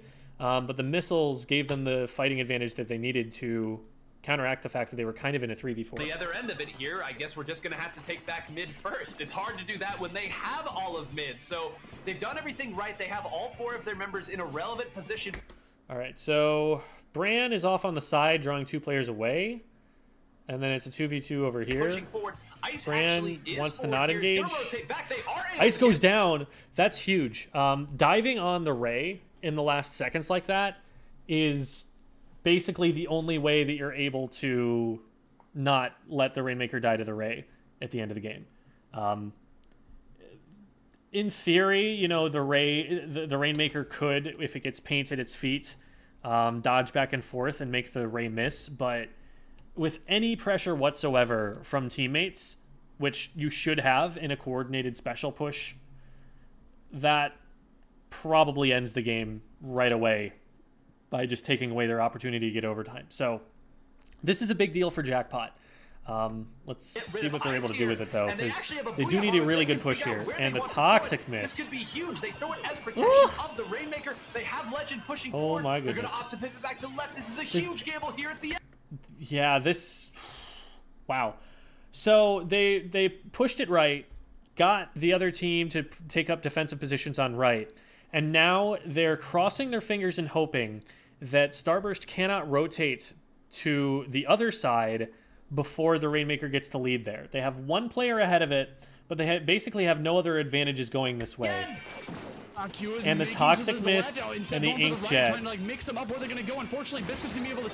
And the Inkjet is going to be able to do it. Yeah, pushing left. The only way that it's going to work is if you can get up that hill basically completely uncontested. And the Splash-O-Matic was the perfect way to contest that. 2-1. Starburst. Just Toxic Mist where it's trying to go and get the kill with Inkjet. Oh, this is way further forward than I thought. All right, this is a best of 5 because it's losers finals. Last time, Biscuit going to be switching over to. So Clam Blitz Piranha Pits. What could be the deciding game? K52 Gal. So truly the Splash-O-Matic, a counter pick for that. So it looks like no huge changes. They're back on the Zap instead of the Junior, and same comp. Map in mode, which we do love to see, even late here in Splatoon 2's life cycle, people finding true counter picks. I was cracking up at Jared, just kind of like moving so slow right there, trying to pick up Clams, all sneaky. He thinks he's slick. He thinks he's slick, and you just go in there and install that sting where he's like, oh, okay, I gotta move. Yep. So it is really funny when you catch a player sharking and they're like, I'm being sneaky. Oh, wait, you see me, bye. Immediately push up here with this. It's been a kind of a scrap here in the center. So look at what they're doing here. They're getting clams and then throwing them to each other. This is the way that you should make power clams if you're going to make one. This might be a little bit premature. I don't know. I think what they're trying to set up is the ability to run straight forward and score it as fast as possible instead of having to be throwing it at them while we're moving ahead. But they haven't displaced the defense yet. Over to build that power claim here. Leafy going to be at the top of the screen to try to push forward there. 1-for-1 trade. Leafy goes off on the right. Legend, look at how passively Legend is playing because they're holding the clam. They're just not really going to be able to get in. As soon as they start to move, these players are going to know and they're going to stop it. So they're kind of depending on Leafy to get a good pick here, which they do. Oh, no, that's Ice. Wait. I got it backwards. That we switched to the defensive team. So Leafy does not get a good pick. They get taken down by Ice. Yeah, and honestly, that was a great pick because you saw him trying to escape, trying to go for like a squid jump back to home base, but managed to get And down goes the power clam because your clam makes you stingray food. Finding it smart, trying to capture Jared yet again, managed to just put a little bit of damage on him, forcing him to kind of retreat a little bit. He's going to go back to. So yeah, I think making the power clam was probably a mistake there. They probably could have waited a little bit longer. Those clams. No one has yet to get that power clam yet into the dunk. We'll see if we can get any picks right here. There's one for Starburst. Gonna be able to get one more pick on Jackpot. Can they go for another one while they're still going to be collecting clams across? Ooh, that's probably dead Brand. Special here, gonna throw out those missiles. What? Excuse me. Picks right here. There's one. That should not happen. We'll get one more pick on Jackpot. Can he go for another? Brand's even like jumping. So the reason you jump like this is because it increases your aim RNG, and that makes you paint a little bit better. So they're painting for missiles as fast as they can possibly get them. While they're still gonna and so they get them, and then they just immediately pop them. But there's somebody on top of them. Like this is the situation you hate to see as a missiles user. Like you pop missiles, and it's like, oh, I found them. They're shooting my face. But Brand just like immediately responds by moving, fires them as fast as they possibly can, and then this cut back to the left throws off the aim enough that they're able to take out Leafy. And the teammate probably should have been able to get out here, but good follow-up from Starburst there. Only Brand, and goodness, this is gonna hurt. I have to think that Brand immediately... Brand is cracked as hell, and I don't want to take anything away from him. The reason that worked was that they missed shots. Oops, I hit mute. I didn't know you were here, and thankfully someone else had rotated over in time to at least take some of the crossfire there. I have to think that Brand immediately pulled those out. Let's look at this defense here from Jackpot. And thankfully someone they else rotate back to get a bunch of clams in mid. In time to at least take some of... And as they're coming in, look, the basket has been cut off. Somebody came in from this angle. So I think they're probably intending on taking out these players, but Jared just sees them, takes them out, and Biscuit's going to go down soon. Promptly punch that one out, but Biscuit's unless... still up, going to jump out there, okay. All the way down to 39. And it's just amazing how such a crazy scenario works with that many points so quickly. I didn't really even think that Starburst had that. So that entire push happened because they didn't splat Brand while he had missiles active. Great of a foothold to make a push like that. I mean, this game is it's such a great example of the butterfly effect. I mean, they were holding on to those clams, brother, but now we're... Sometimes you can just trace an entire like 0 to KO push to one player having a movement mistake. Seeing right now 39 points remaining for Starburst. Gonna be able to try to push as much as they can. This is Jackpot's time to shine. They need to get a pick. They need to get the push. They managed to break the clam blitz, but every single person is alive from Starburst, so it's not gonna be that big of a push for Starburst. Gonna be able to try to push as much as they can. So they push in with a bomb rush, but they only have the one player in position in the basket. Jackpot's time to shine. They need to get a pick. And now everyone's missile, so their positions are all known. So these guys get forced out of position. Is alive from Starburst, so it's not gonna be that these two get forced down into an irrelevant position. Already, Leafy gonna try to make something happen here. Probably should jump out here, but instead is opting to fight to the bitter end. Gotta appreciate. I agree with 9 there. That's a situation where you jump. Horrible push here. You've at least managed to chip away. When you're able to get that much cover, you have the time. First bomb is gonna immediately move. Not a horrible push. Okay, so managed to chip away at some Biscuit does most of the hard work here. Biscuit's kind of skirmishing here, and then Ice is like, "Oh, hey, I can't be in range to shoot that with my main weapon, but I can throw a burst bomb," and the burst bomb gets a double. And really, all that needed to happen in order for that to work is for the 52 to hit one shot on each of them. So. That's really funny. Burst bomb is going to immediately move forward and try to get a triple there. Is able to at least get an assist. Is that took 3 specials just to get them close to the basket. That was a booyah bomb and a suction bomb rush just to get close. I thought they were going to just score there. My thought here about what you do is Ice throws 2 clams at Biscuit and then Biscuit scores. But Biscuit instead backs all the way up to help in a fight on the left side of the map. Just to get them close to the basket. That was a booyah bomb and a suction bomb rush just to get close. And then, meanwhile, on the other side, Starburst is simply fought their so way. I guess Ice is just going to play around Ray, and they're going to play a little slower. Ice is using his Stingray here. Once that's done, he's going to be able to grab so many specials right now. Biscuit simply sitting up there as a... Oh, that booyah was really smart. They probably knew that someone was just going to be sitting there waiting to get over the top, making them impatient with the specials they threw before. With the booyah bomb, that's going to jump in. That's going to score. Ice has almost enough. Huh. Get them close to the basket. So instead of scoring, they come back to trade this. I guess so that there's nobody who's able to come out on the left and threaten the push.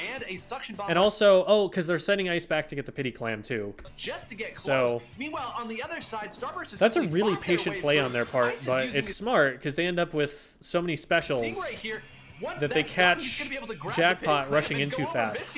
And the Booyah is really easy to just get a pick with there. That's gonna jump in. That's gonna score. Ice has almost enough. And now they have control again. But now they actually have a bunch of clams to work with. And watch the score counter at the top. They're gonna opt to take care of Legendary, at least get him out of the way. That will be the game. And it 2-1. And how's about it? And Starburst is the winner.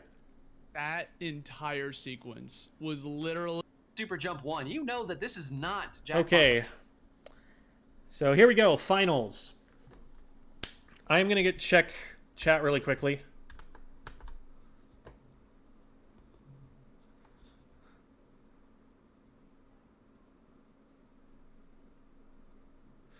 We must end this frivolous feud. Let us bring our two houses together through the marriage of a member of each chat. That's how you know that we've got a. That's how you know we got a teacher in the chat. We're making Romeo and Juliet references. The one thing that unites the chat is the hatred of missiles. This is true. This is true. Twitch or YouTube, we can all agree that missiles are stinky poo-poo.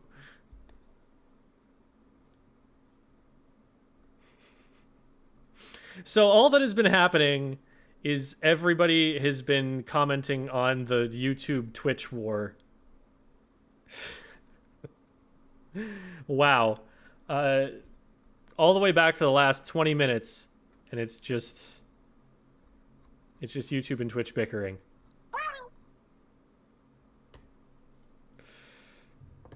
That is really funny. Thanks for the follow, Octodomino. First time finishing. Okay, I'm excited to see this. Every time I love seeing top NA versus Japan because it's always an underdog story, and it's also an opportunity for NA to learn a lot. The tables and write an incredible player. Okay, this is the most boring weapon comp I've seen in my life. But for now, Asti, take it. And that is the second most boring weapon comp I've seen in my life. Next time on Superjump 2. All right. Nothing funky that I'm seeing in the builds. Same exact build between Shelton and Ice. That is going to be fun to watch, actually. Shelton is a very well-known Japanese backliner. Just always, been at top level for as long as I've known about him. So insanely cracked. Ooh, we jump into Grand Finals 9. That's exactly what's going to happen here. We're going into it. Splat zones itself. You already know. So Splat Zones Anchovy. It's not my favorite zones map because it's just like really wide open around the zone. There's not a lot you can do to like sneak around or the objective or anything. You kind of just pop specials, hold forward. We're going to be starting with that. So Ray comes out fastest from Kings. They're going to look right. That's insanely fast. What the heck? Nobody else on the other team has... they're sacrificing some turf to Shelton so we can get that early Stingray, and the rest of them can get further forward. Ace here, gonna be piloting That's interesting. to 52. Because like now the 52 is applying pressure with the Ray as soon as the Ray can possibly go out. The entirety of this set, running right forward and saying. And so now they already have zone control without getting a pick because they used the specials to force them back. Now, my question is how they're going to handle the next special push, because this is going to be missile armor and very soon a Ray to follow it up. This fan for nothing. I'll go ahead and take it here. And the Ray didn't get any picks either. Fired off from both sides here. This so often happens. The Japanese team gets early zone cap, but Starburst takes it back using their specials. And all Japan has now is a Booyah bomb to work with. One side will opt to build up a still nobody down. They have it. The missiles will come out. Here comes the Booyah bomb. It's going to do not much except secure zone cap. Missiles come out from Starburst. Sometimes one of these many suction bombs that gets chucked at zone finds somebody, and that is often what they build up off of. So what Brand did there, the way that this Zap gets out of this situation is by backing up on the Plat. Brand is sneaking here. They're intentionally not painting around this corner or up over the top here, so that they get up over this ledge with as little time as possible for the Zap to know that they're there and react. Now what the Zap is looking to do is try and run back over here, and Brand immediately paints that to cut that off. They do take a shot in the process though, so I don't know if they win this fight. They force the zap back in the end. The zap isn't able to join the fight over here, so Brand's able to go over and get this pick. Really, really well played. Oh, and beautiful follow-up to just get fall-off shots over the top of it and get another one. So Kings are going to be staggered here. They're going to need to back up and regroup. Getting the first opportunity for a lockout, and look how quickly they've moved up. And look at how quickly they've already lost one. Push immediately, trying to keep Kings from being able to get. That was Ice who went down. That was Ice who was trying to set up right here. That seems a little over-aggressive when you don't have a frontliner pushing up with you yet. How quickly they've moved up. Yeah, literally just going for that. The 52 has shown a willingness to move fast and work with the Ray immediately. That was what their first play was. Keep Kings from being able to get towards the center stage. I like that Biscuit's been playing all. So we'll see if they keep doing that play where before literally anything else happens, they just go for Ray 52 push. A lot around these fans, by the way, just trying to keep the high ground for as much as possible. The higher you're up, the more space you can cover with your ink. No. They're throwing a couple bombs under the Booyah in the hopes that maybe that gets shredded, but it doesn't look like any other follow-up goes there, and you don't want to dedicate that many bombs to just this, because you might lose the zone for that. While you're covering the zone, you're also covering a little bit of real estate to prevent your team from being able, the opponent's team from being... Oh, I like this Shark, because these players are looking in the wrong direction here. They don't know that they're there. However, there is a player underneath here. Where's the follow-up from Biscuit's team? If Biscuit goes for this and hard commits... I feel like they just die. Being able to traverse the maps as fast as possible. Got a little bit of a flank action from Biscuit. They went for it, and yeah. He is brave, but they popped the armor. I guess the armor probably saves someone there, but I feel like the Ray was probably intended to follow up with that, and it was a little bit mistimed. Because otherwise, how else do they get any help? You almost want the Ray to shoot out first, and maybe force these guys to move, and then Biscuit's already there shooting them when they move. Time to, if Biscuit had crashed in tandem with Ice's Stingray, that might have been all three of those members of Kings going down. Instead, they're actually going to get a counter Stingray, and they were able to put at least a little bit of penalty. Starburst is doing really well. They have not allowed a hold by Kings at all yet. They've been... Every time Kings has had a chance at potentially contesting the zone, a bomb rush and missiles have gone off, or something like that, and... They've just been like, oh, great, now we got to back up again. Here on Starburst, but that's really all they're going to get. Shelton, I believe, got another pick from the backside of Terra there, so they're going to, again, continue to fight here over the center, and it's going to be hotly contested, but Starburst just a bit too quick thus far. Yeah, little. Terra's going to be playing very passive. The Japanese style of playing NZAP is that the Zap throws bombs and paints like crazy, and those are the only two things it does until it gets armor. You're not going to see like a solo fight or anything. They're probably just going to sit back and farm for special and stuff. Literally, Kings took that zone and immediately was taken back by Starburst. They got like a little small like slap on the wrist for their penalty there in terms of points. And the immediate Ray pop, and they're going to try and with an inkjet always on the mark, put some damage down. But again, where's the follow-up? Unfortunately, couldn't. Like everybody's backed way up to here. Like, what is the Ray supposed to do except get solo kills? Especially since the other team is armored. Are they just doing this to blow the enemy team's armor? It feels like you could get a lot more value if there was more happening as soon as the Ray gets popped. There's a lot of damage in the process though, but now another inkjet coming out. We got double inkjets coming out. A little bit aggressive again over the fan. Like this time Shelton is watching. Like they're not even letting it get behind them. All day, they remember what happened last time. Starburst coming up, getting a pit, losing one of their members. They're gonna see if they can try to make this push towards the center. They managed to claim it right back. Yeah, I mean, and this is what's so commonly referred to in this. Ooh, they did not know there was someone on fan. Oh my gosh, Pickle was pre-firing there, knew exactly where that was coming from. That doesn't happen too often. Usually if someone's pre-firing... Biscuit might be able to trade this back. You realize that they've got... I'm letting Nine's comment play out here because I completely agree. Wise to your attack and you start to go back there, but Pickle probably very confused at why, hey, you weren't actually supposed to do that here. But right now, a lot of it has been a matter of both sides. A lot of the time, pre-firing is more of a stalling tactic. It's something that you do so that somebody doesn't push that corner when you don't want them to be like, hey, back up. But sometimes it just gets a kill. Working around there until finally what happens here? Oh my gosh, Pickle was pre-firing there, knew exactly so where that was Starburst at an advantage. That doesn't happen too often. Usually if someone's Clicks is just here for some reason. You realize that they've gotten wise. But that gets traded back, so they're still at advantage. You start to go back there, but I think the problem is probably just Ice and Biscuit playing on top of each other right now. Like, Biscuit notices they need to move up here, but they move... They don't need to move up. They need to move out. They need to move in a different direction. Like, if they take up cover behind the corner here and Ice is looking at an off angle, these guys can't really safely push them because they're pushing across open ground. But as soon as Biscuit pushes up this far, now they're probably in some trouble. Right now, a lot of it. They're trying to like watch Ice's back now, but Ice gets taken out from behind, and now they're around there until finally. I don't know. They got kind of caught up there, figuring out who they. Very confused. They knew exactly. They weren't actually supposed. This is a good push in from the Kings. It's not really with any main weapons or anything. They just kind of win fights. Like Ice gets too, I guess they're, I think it's the K52. No, it's not the K52.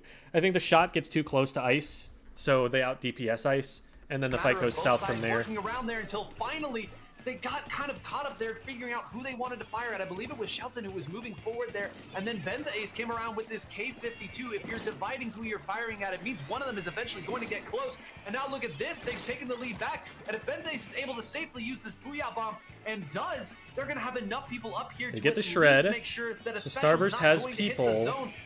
Oh no, that was not the time to pop missiles.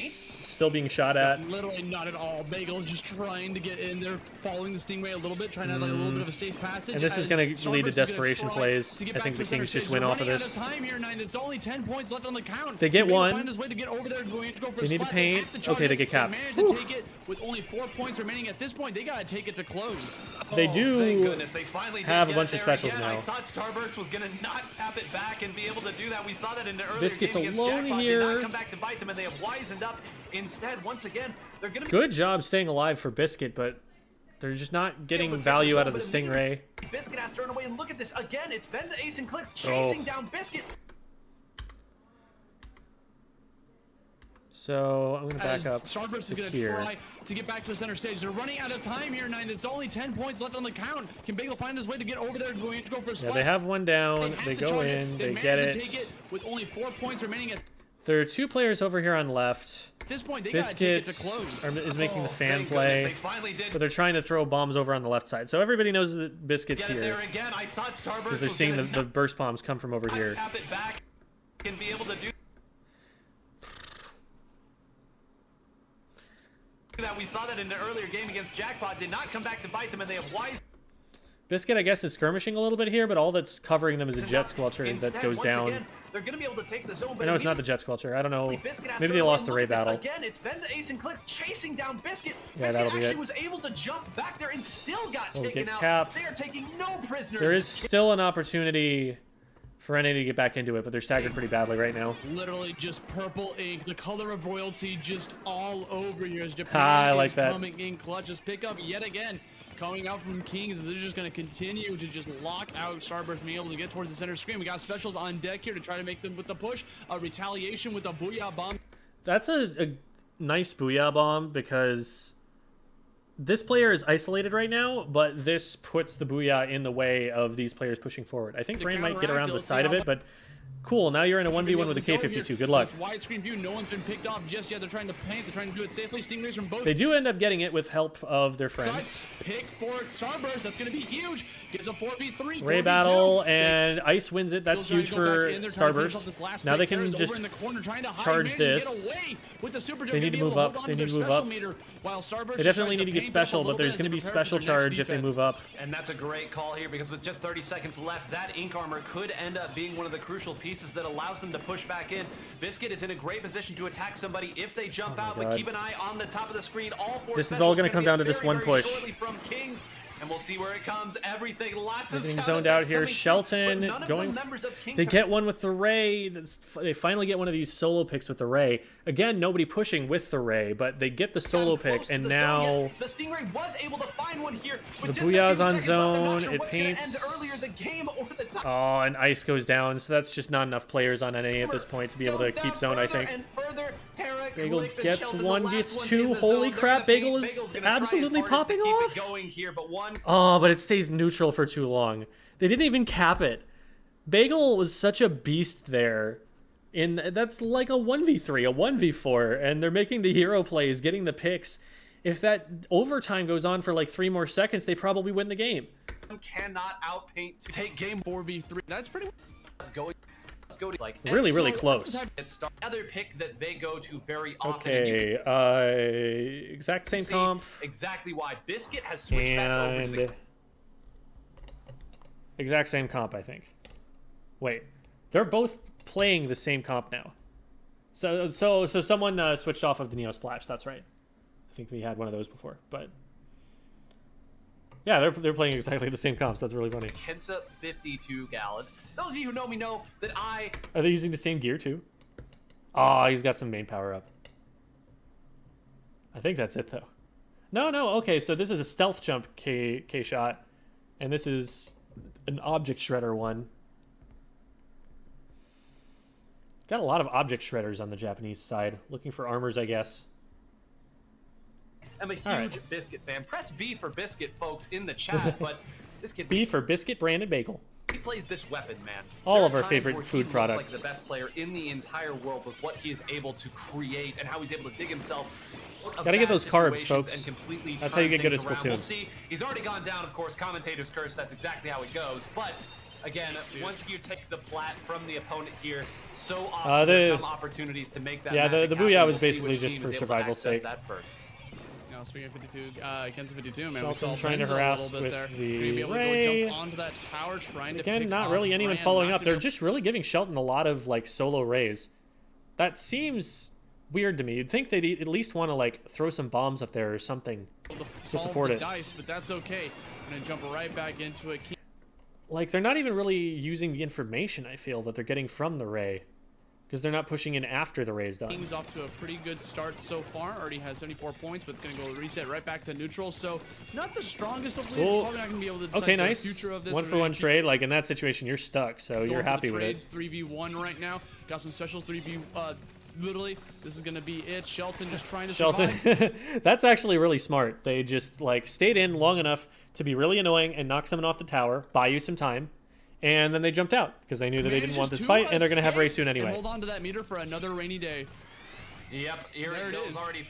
I mean, you knew that it was coming out almost immediately. Interestingly, there's not going to be a lot of follow-up here, so that was one of those stalling stingrays where you use it to just let your team get up. But in the process, however, not getting anybody with that. Yeah, like that Ice was going to be able to.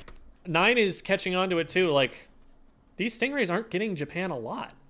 Ice got way more value off of that stingray than Shelton got. When to use his Ray, and that is going to end up being huge here because look at this. They used that advantage to push everybody up, and thankfully Clix was able to get at least one pick to slow it down, and Benza Ace should be able to do the same there with that Booyah Bomb. Nice. So this could be a lot worse than it already is, and it's already to push everybody Clix up. And gets a really good pick however, here. Not getting anybody with that.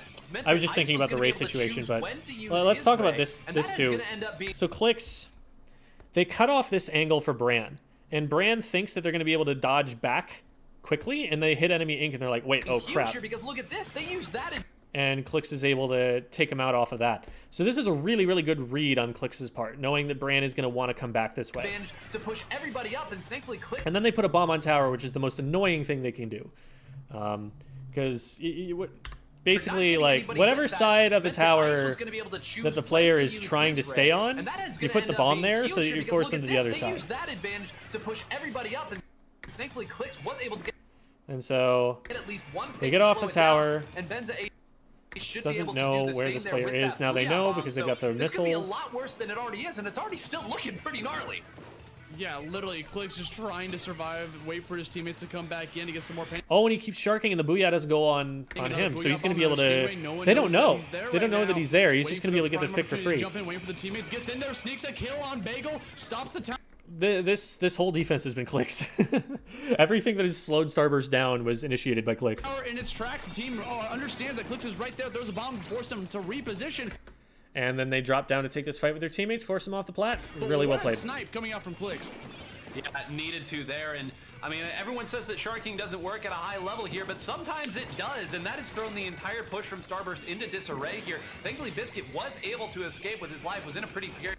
Yeah, so sharking, like, I mean, everyone stops the tower. The way that Kalana has taught me to think about it is that you're sharking if you're denying the opponents a knowledge of where you are, basically. So it doesn't necessarily mean you're just sitting still.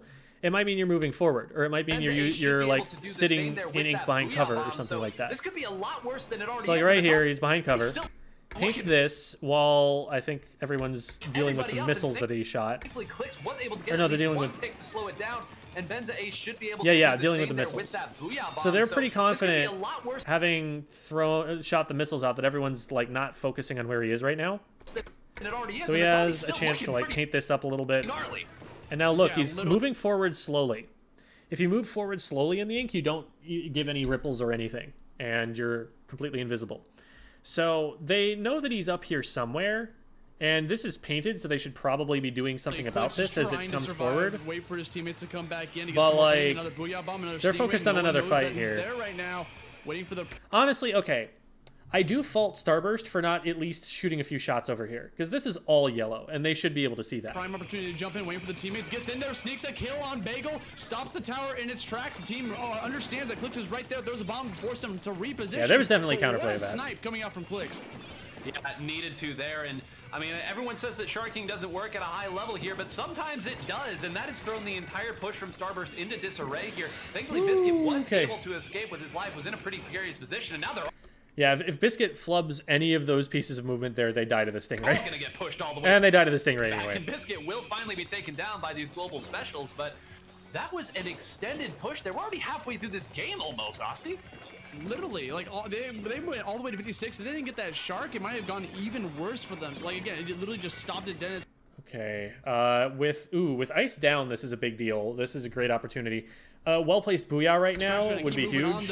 Terra right here got Booyah bomb for the push, gonna help cover the deep. I don't think that's actually gonna stop anybody from NA. They happen to all be towards the left side anyway. A little bit more forward here, 67. It's getting closer and closer to evening up this score. They gotta get a pick. There's getting up in their faces. Even if this player goes down, if they get lead off it, I would say worth. Right now, Bensa's running away, gets a pick on Biscuit from up high. Fighting from down below, evening up the score, and in fact, gonna get their fourth member to come back into the fray. Jumps back in. There's Shelton on the tower. Everyone's trying to push as much as possible. Missiles go out. They're trying to push with it, but someone goes down over the top. Good pre-firing. So they're losing momentum. To get the Inkjet out there, just trying to force the opponents to get away from that tower. Besky Click's gonna be able to survive. Look at him run away. Run away, but they didn't get the zone that entire time. I was waiting for when Shelton was going to use the Stingray there. Never got the opportunity in a scary sharking position here. Because Isis... I'm curious why they threw this bomb here. Like, I guess maybe they're worried that someone's sharking the wall, waiting to hop up over the top, and this is to discourage that. But this also gives their position away. Force them out that entire time. A high-level exchange of offense and defense here, with both teams being unwilling to let more than one of their members go down at a time. Finally, we have an opportunity where both teams are going to be using is going to go on tower, and they use it behind the tower so that the players are either forced forward onto unpaintable turf or height disadvantage, or forced completely away from the tower. So really great positioning for that. Nobody has gone down yet. It will be Shelton who uses the Stingray first. You know that Ice is going to be coming here shortly. Biscuit. Beautiful play from Biscuits. This is one of the really powerful things about the K52. It can make a 1v1 into a 2v2, and 1v2 into a 1v1 by itself without having to position or anything. It just creates cover for itself. So right here, Biscuits pops this down. So now Terra can't do jack about him. And he's able to just take this player off the wall who's not looking at him. So free and easy. Like, absolutely no counterplay without just, like, them all backing up. In an exchange, 1v3, Biscuit's able to hold it off and take out Benza Ace. That is going to immediately take the Fangs out of this attack. And they're probably calling Clix's location out here and calling Bran and Biscuit to go in on them, which they do. Beautifully played. And Bran gets a triple. Let's go. They got a 4v1 right now, taking away all of their meter from them. Speaking of meter, by the way, look at the top left. They got so many specials ready to go. They got that Booyah. Yeah, this is a powerful lockout they've got right here. This could potentially get through checkpoint before the specials are even done. And beautiful push. This is a snowball right now. Like, right now, those players who are fighting Biscuit, yeah, they won. They're so far away from the tower, it probably still gets to like 35 or something before anyone even has shots on it, let alone kills Bagel off it. And that's the checkpoint that's the difficult one to get past, right? At this point here, yeah, and he backs off at 32. Bagel's probably just gonna that, like Nine said, that checkpoint is the hardest one on the map, and they just got through it. So like, they don't need to worry. They just need to defend at the hardest checkpoint on the map, and they win the game. To back up here, if they get a jump in, now they're not going to just back all the way up to that and let their opponents take a shot immediately. They're going to make sure that they are an obstacle before then, but still, very, very good position for NA to be in right now. Okay. Might continue to make this push, but it's going to be a lot of this. Pesky, throw a bomb here. Just checking a message I got. Uh-oh. Actually got Shelton. Ice. Wait. Here, Bagel's probably just going to opt to back up here. If they get a jump in, they might continue to make this push, but it's going to be a lot of this. Pesky, throw a bomb here. Fire it a little bit. Random bomb gets Shelton, just as random missiles get Ice, so, I mean, I guess it's even Stevens. And they actually got Shelton with that bomb, too. That's huge. Again, just 30 seconds left. That's going to mean that it's probably only one Stingray from Shelton that they'll have to worry about. Yeah, and they're just furiously farming for special right now. At this point, I don't think there's going to be time to build They don't want a fight until it's on their own terms. Now take a look at the top of the map. Click staying this way here, hiding over there. Terra's going to get taken down by Ice. That's going to be huge. That's so bad for Japan. Ice goes down, so they trade back, and here comes the Ray from Shelton, but the armor is out, which is going to significantly decrease the impact of it. Takes Bagel out anyway. Wait, this is big. Japan has a chance. They need to shred that Booyah, though. And they didn't do it. All they need is... Oh no, but they took out the push going forward for the tower with their own Booyah bomb. So now there's nobody to get on tower despite the fact that it's been Booyah'd. So now Ice has to get like 2 picks with this Ray while being harassed by clicks. Bagel's busy with Shelton. Oh, but Bagel gets Shelton. Oh, Bagel gets another one. Bagel's insane. Holy crap! They can't get over there. Bagel's trying his hardest, but he actually... They knock someone off. All they got to do is like tag tower now. Beautiful job by Starburst. It got a little hairy there. That was a really, really good counterplay with the Booyah bomb, and they did a great job taking Ice out, but then Ice just got back and got Stingray and basically ended the game. Also really crucial that Ice hit the burst bomb in such a way that it forced this player off the tower. Wow. Okay. Final in that awareness that under your fight, Let's even see what though Ice's Stingray wasn't able to clean off the tower, the burst... I've been looking at that. Okay, so there's your missile spam right there from clicks, but that's not a ton compared to what we've seen in other places. Bomb that hit off right then, knocked for split second. Let's see. Okay, Booyahs? Yeah, we got a bunch of Booyahs. I mean, we had 2 K-52s, so of course everyone's going to Booyah a little bit. Interesting. Shelton spent the least amount of time on objective, but Ice is one of the primary objective players, while Shelton's staying way further back, and they're making Terra do a lot more of that work. But, decisions, man, just to finish off base player. Well, I mean, so are they like data mining to get this information? I feel like that's how they have to be getting it. And take a look. Take a weep up to the town. Because like those are stats that the game tracks, but it only tells you that with like Callie and Marie. So I'm assuming that they're just like grabbing that variable out of the game somehow. Yes, sir. Tower control. I mean, like you said, 11 isn't... No, it's not a ton. We saw like... I think it was like 17 and 13 or something on 2 players in one of the matches that we were watching for Splat Zones. Doing it right. It gets wild. Counter pick going on in that pirate ship. This will be a huge boon for Starburst to be able to take the set. Because remember, guys, in this best 3 of 5 for Shelton, right?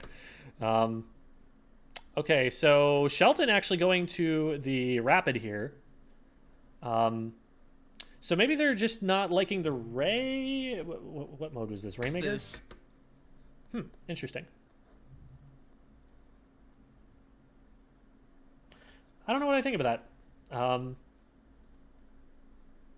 think Rainmaker is a mode where you want this Ray, especially since you have to push through some pretty tight corridors as the Rainmaker carrier on this map. So I would think that popping a Ray when they're stuck in street or something would just be really easy.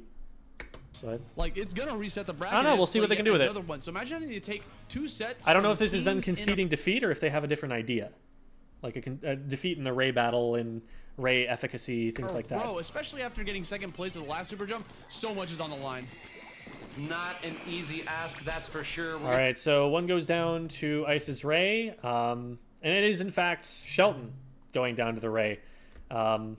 So you kind of play this as a backline counter, but it didn't work there. Immediately, 2 members from Kings being taken down. You talk about momentum from that last game here. Brand's barely gonna have anybody to even shoot these at. Yeah, it's just gonna be kind of a wasted missiles, honestly. You hate to see it, but he'll get it back fast. I don't think they recognize Brand is up here. Now they'll certainly be aware, but Brand has Tara's the better position stuck here. in a bad spot right now. Someone needs to assist yeah, Tara, but Brand can just take his sweet time. Like all it took was 1 bomb being thrown from Biscuit or something.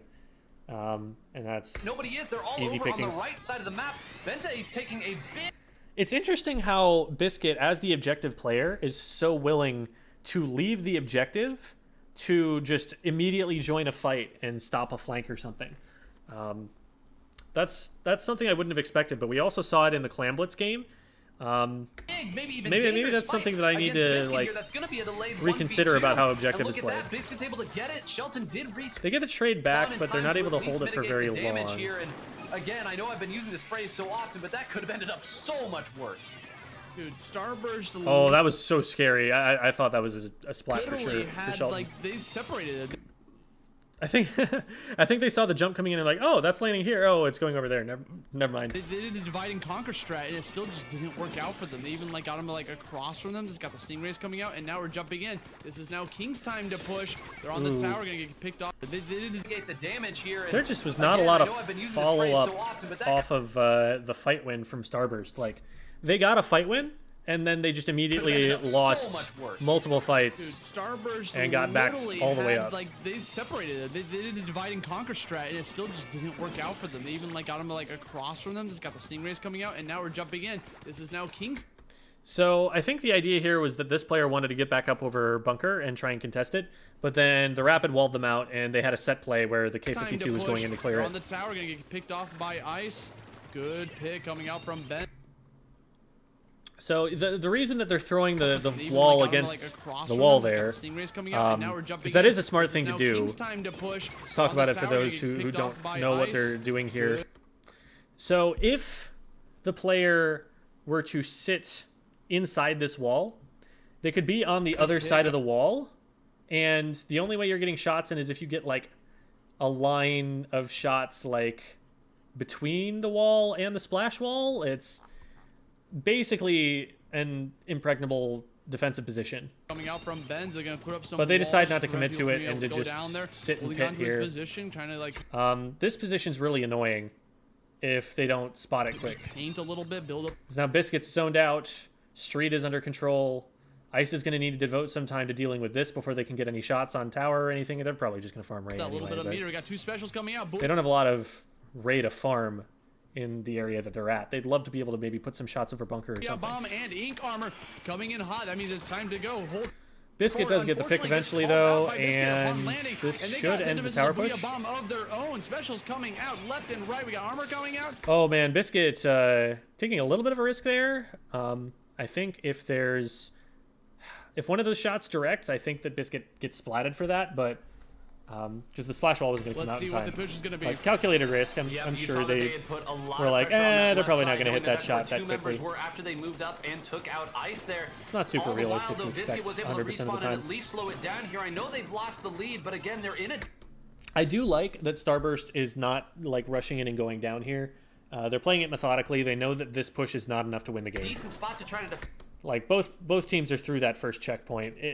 They can get to 59 if they can get to 66. Send this here. They're going to go chase after Shelton and push him back, and they actually were able to get another member in the process. It was not Shelton, so they're going to at least still have control of the high ground here. But Click's just sitting on tower for an instant there to make sure that it doesn't reset to mid as fast. Clicks is not the one they want riding tower. But I think that's smart because they might think, oh, well, Clicks is just going to stay near the tower and wait to get back on when it's safe, but no, Clicks immediately goes for an offensive play and catches Biscuit off guard. Another pick on Biscuit, who I didn't even know was there. Meanwhile, Ice's Stingray trying to slow down the tower as it is, but once again, another member of Kings is going to be here. They're doing this multiple times where they take a position on this particular wall in Street. I I think that's... So what they're doing is they're using this mast for cover. Because they're at a significant high ground disadvantage against the attacking players if the attacking players come in over the grates. But they can't see from the grates if it's on that particular line. I think that's the idea here. They're still in trouble if somebody tries to come in from pit because they just catch their backs there. But most of the time, the defending team is going to want to come in from the right-hand side. Maybe like you paint this wall and come up over the top so that you have height advantage over street, but it's low percentile to try and push into street from pit, because if somebody is sharking in street, then that push is really dangerous and you're getting right side peaked. So I think they're counting on the enemy team not looking for this. In the back ranks, almost posing for the camera here, is Clix will now and they just back up as two players rotate to try and stop them. But you can see once again the game plan. They want to control that left side and then send one member at a time to attack this right. Yeah, incoming, missiles incoming. They know where everybody is. Everyone's grouped up. This is... Position, right? They didn't know we were... Yeah, it's going to be lucky for them to make it out, and they didn't. That's going to be 2 splats going down for Starburst. King's holding on to there, gets a pick on Baran. Can balance and get one more. Oh man, this is bad for Starburst. This is a huge snowball. They've lost control of their pit. This is 3rd checkpoint at least for the Kings. Yeah, I mean, oh, and they took out Ice too, so no Stingray. They have like the hard time, missiles, right? And that's all they're going to have to work with right now. Back at this point, dude. 16 points, 15 points. They're going to break that check. And Shelton is stopping them in their spawn. It's only a matter of time at this point. I was going to say, forget bring it back. They got to find a way to stop it here. And at this point, they're just throwing people at the tower to try, but there's nothing that can... That fell apart really quickly when they did not back up from the Booyah.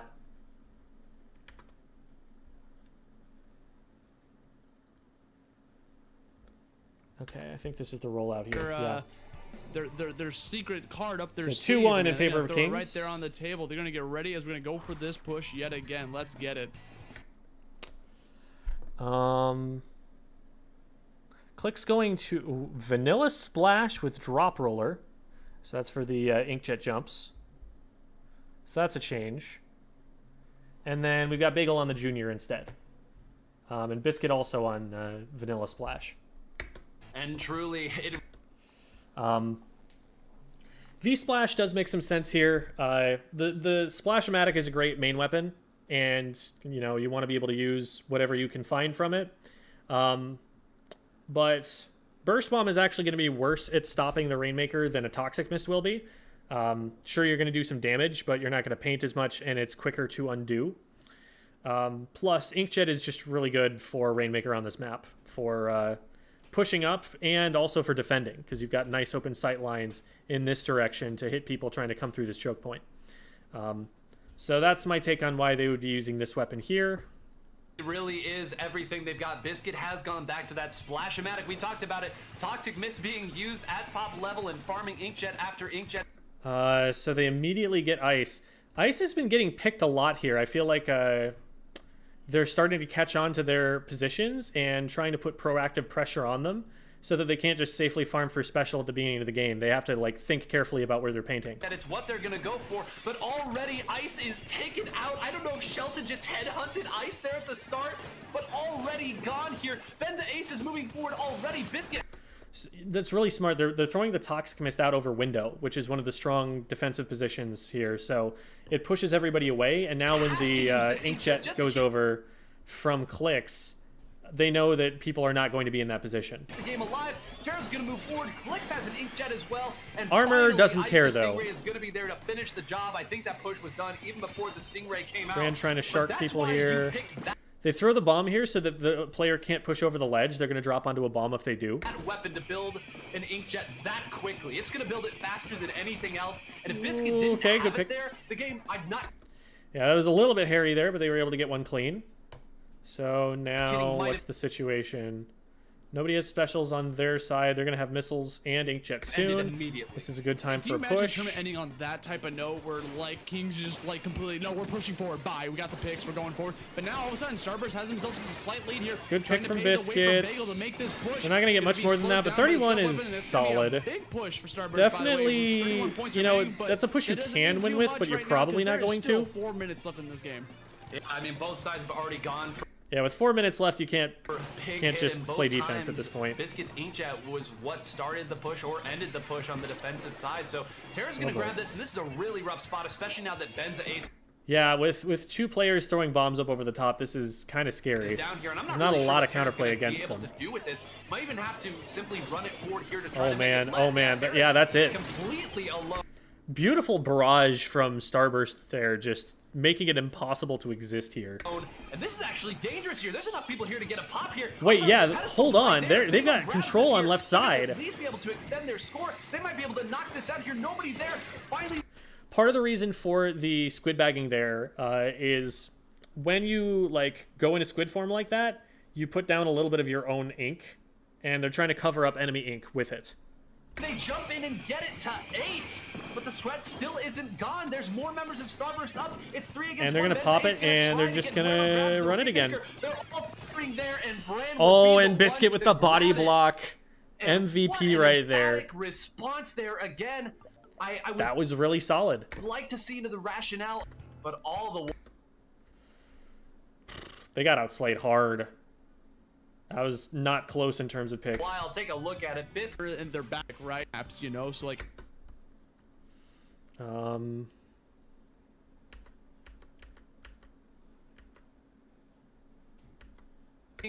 looked untouchable on this.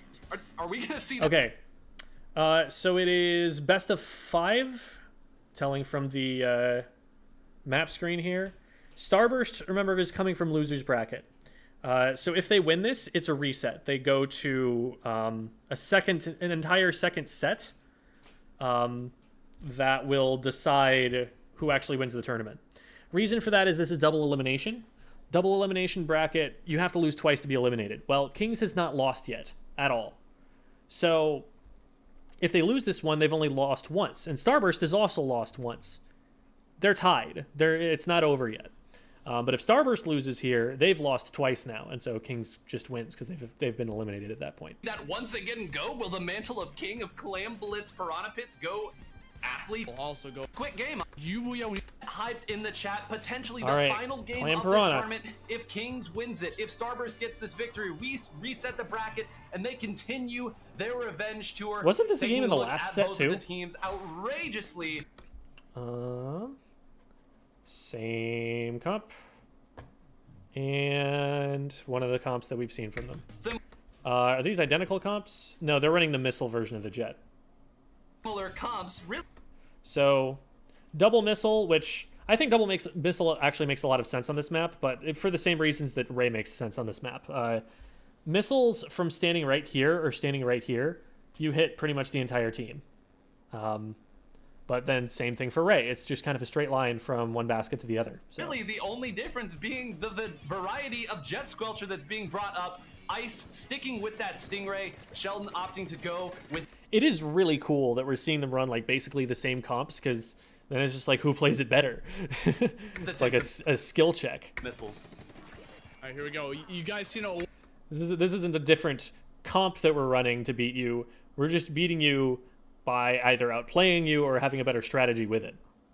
Once you've seen it again, we got clans all over the place. Gotta try to pick them up as much as possible. Ice is gonna be able to use those. Literally, these rays are so good on this map because these rays are so good on this map. Gets no picks. 2 of their teammates go down. Oof. It is. So being the you've seen it again. We got clans all.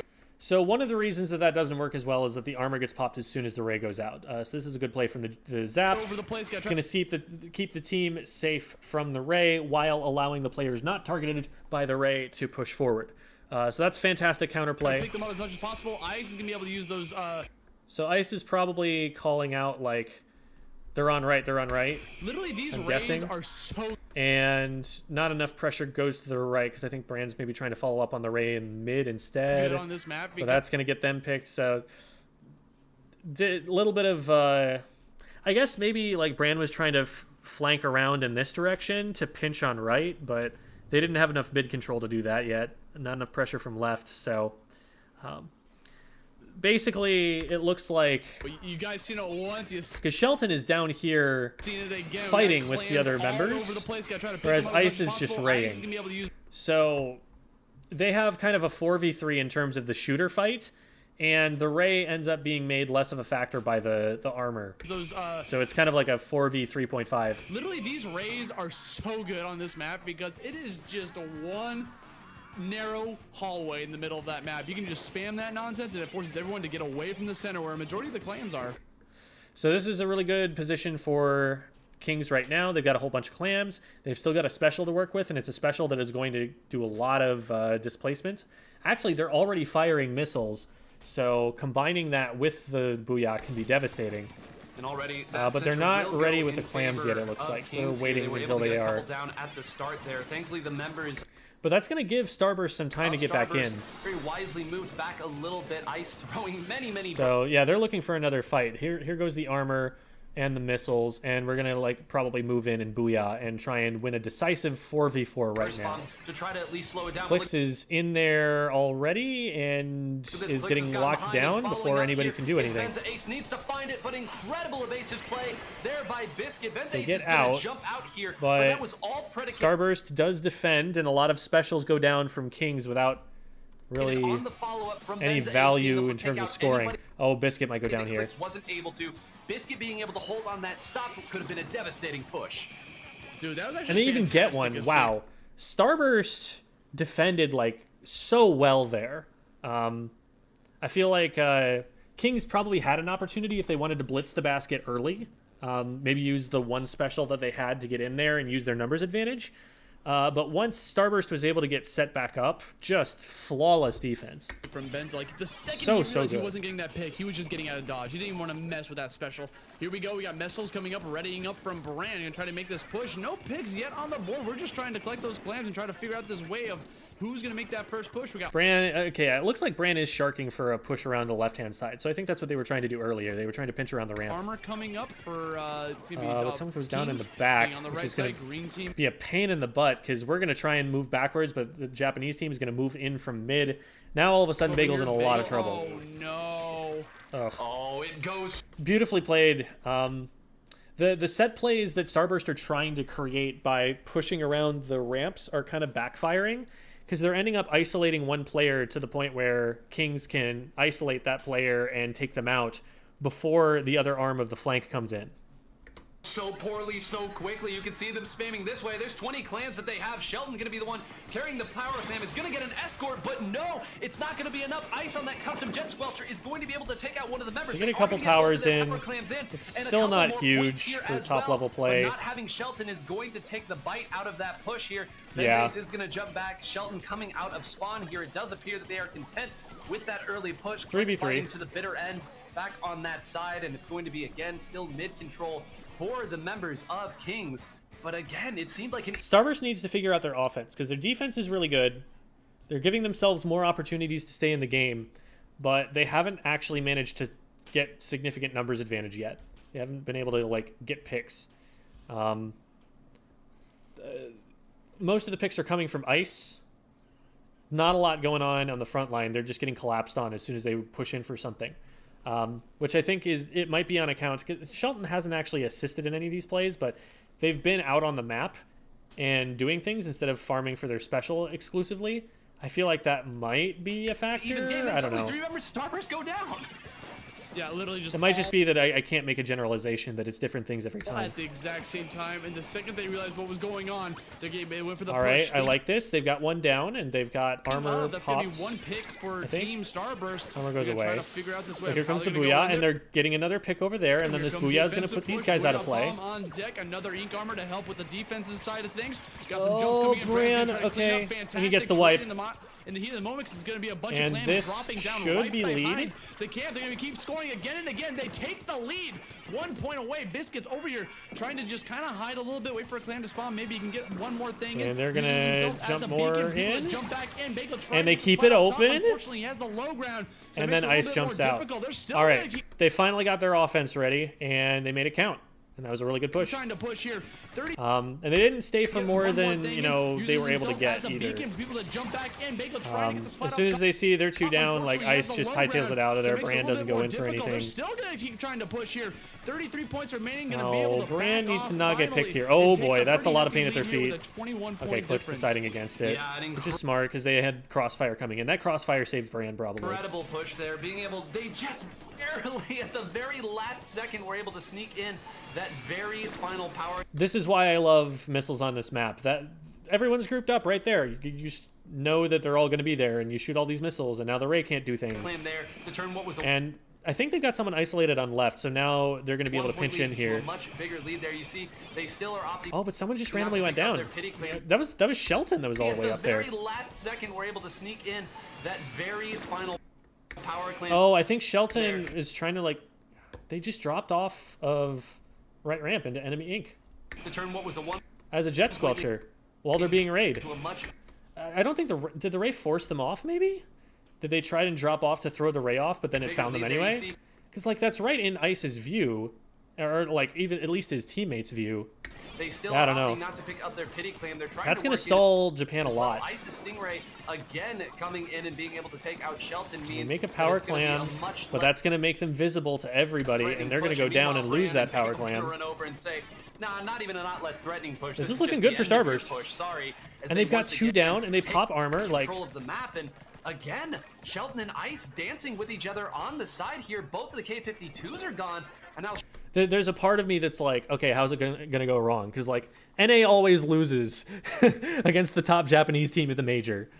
Shelton opting to go here, has the missiles, can go back and fire them, but no, Shelton wants to scrap too.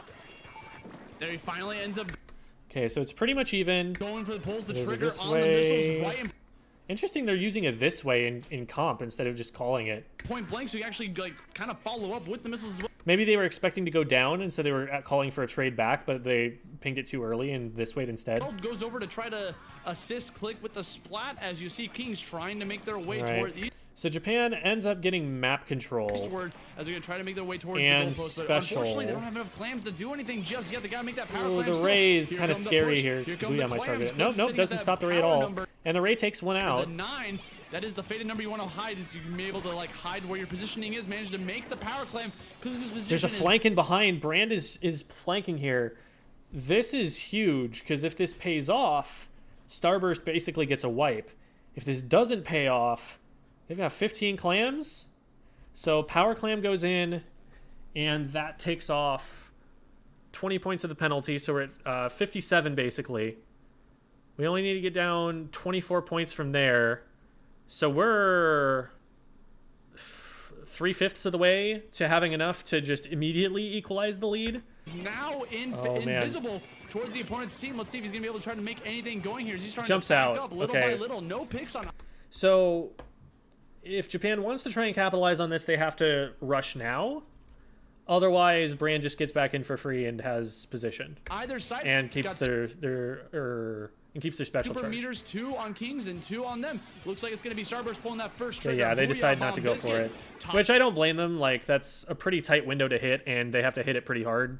tossing it in. Armor could probably be the follow-up here if he's going to be able to pull the trigger That's on a that. lot of Yep, there it is. specials. With the misses as well, busting out all 3 Surviving of those both missiles. Same Let's thing with go. the enemy team. Ice going for the Stingray, trying to The bait as Ray. much as possible. Finally, one person's going to be going down on Starburst's side. Kings going for a big push. Oh my god. Ice going for the Stingray, trying to bait as much as possible. Oh Here, he's my gonna be able to god. pull the trigger on that. Yep, What there it happens is. here? Okay, so Biscuit's zoned out on the right. With the misses as well, busting 2 left, 2 right. They pop armor. all 3 of those specials. Same thing with the enemy team. Ice Bagel just gets collapsed on really hard. Where's Biscuit going for in the this? Stingray, trying to bait as much as possible. Biscuits Fine. isn't able to spot the flank coming in because they're focusing on the left Only one side. person's gonna be going down on Flank comes in and they're keeping both Biscuit and Ice busy. And nobody takes out Clicks. Nobody takes out Clicks. They get a triple off of that or something. Everybody there that entire time they were jockeying for position, waiting for one member to go down, my and God. finally, Ice goes for the Stingray. The missiles slow down the Stingray, and Clicks run Oh forward. my I don't know if Clicks God. got all 4 of them. May as Oh, well and have Bagel no Clam's trades, standing. and that's 1, game. 2, and Oh. Kings will be your Superjump 2 champion. An incredible counter push at the very end of Piranha Pit Clam Blitz. I'm so sad. They were so close. That was so winnable. Oh. Just the one fight at the end. Just kept pelting him with specials. Wow. Whew. So, I mean, that was... So they threw out missile, and then armor, and then in the midst of all of that chaos... one thing that I'm going to take away from what Clix is doing there is when they fire missiles, they're not using them all the time to push in. They're using them to get into sharking positions.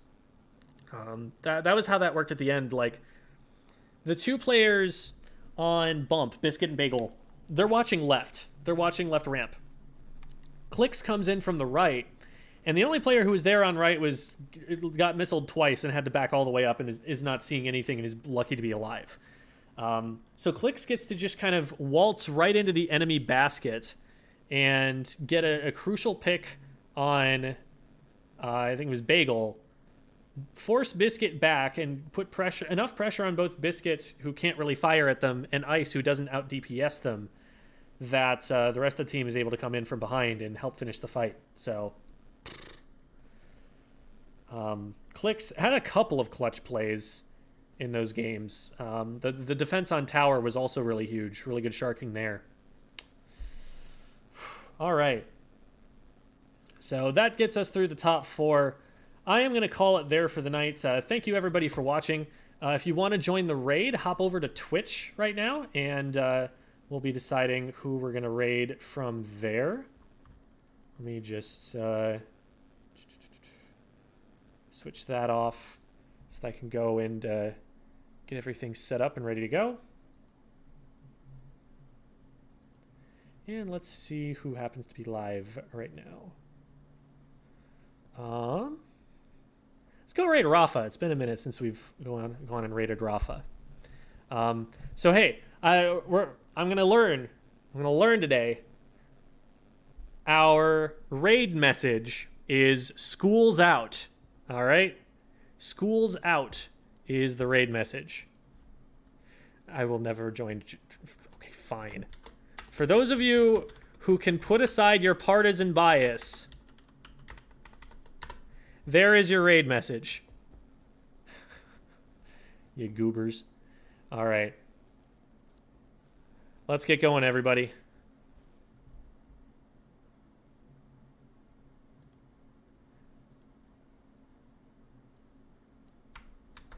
All right.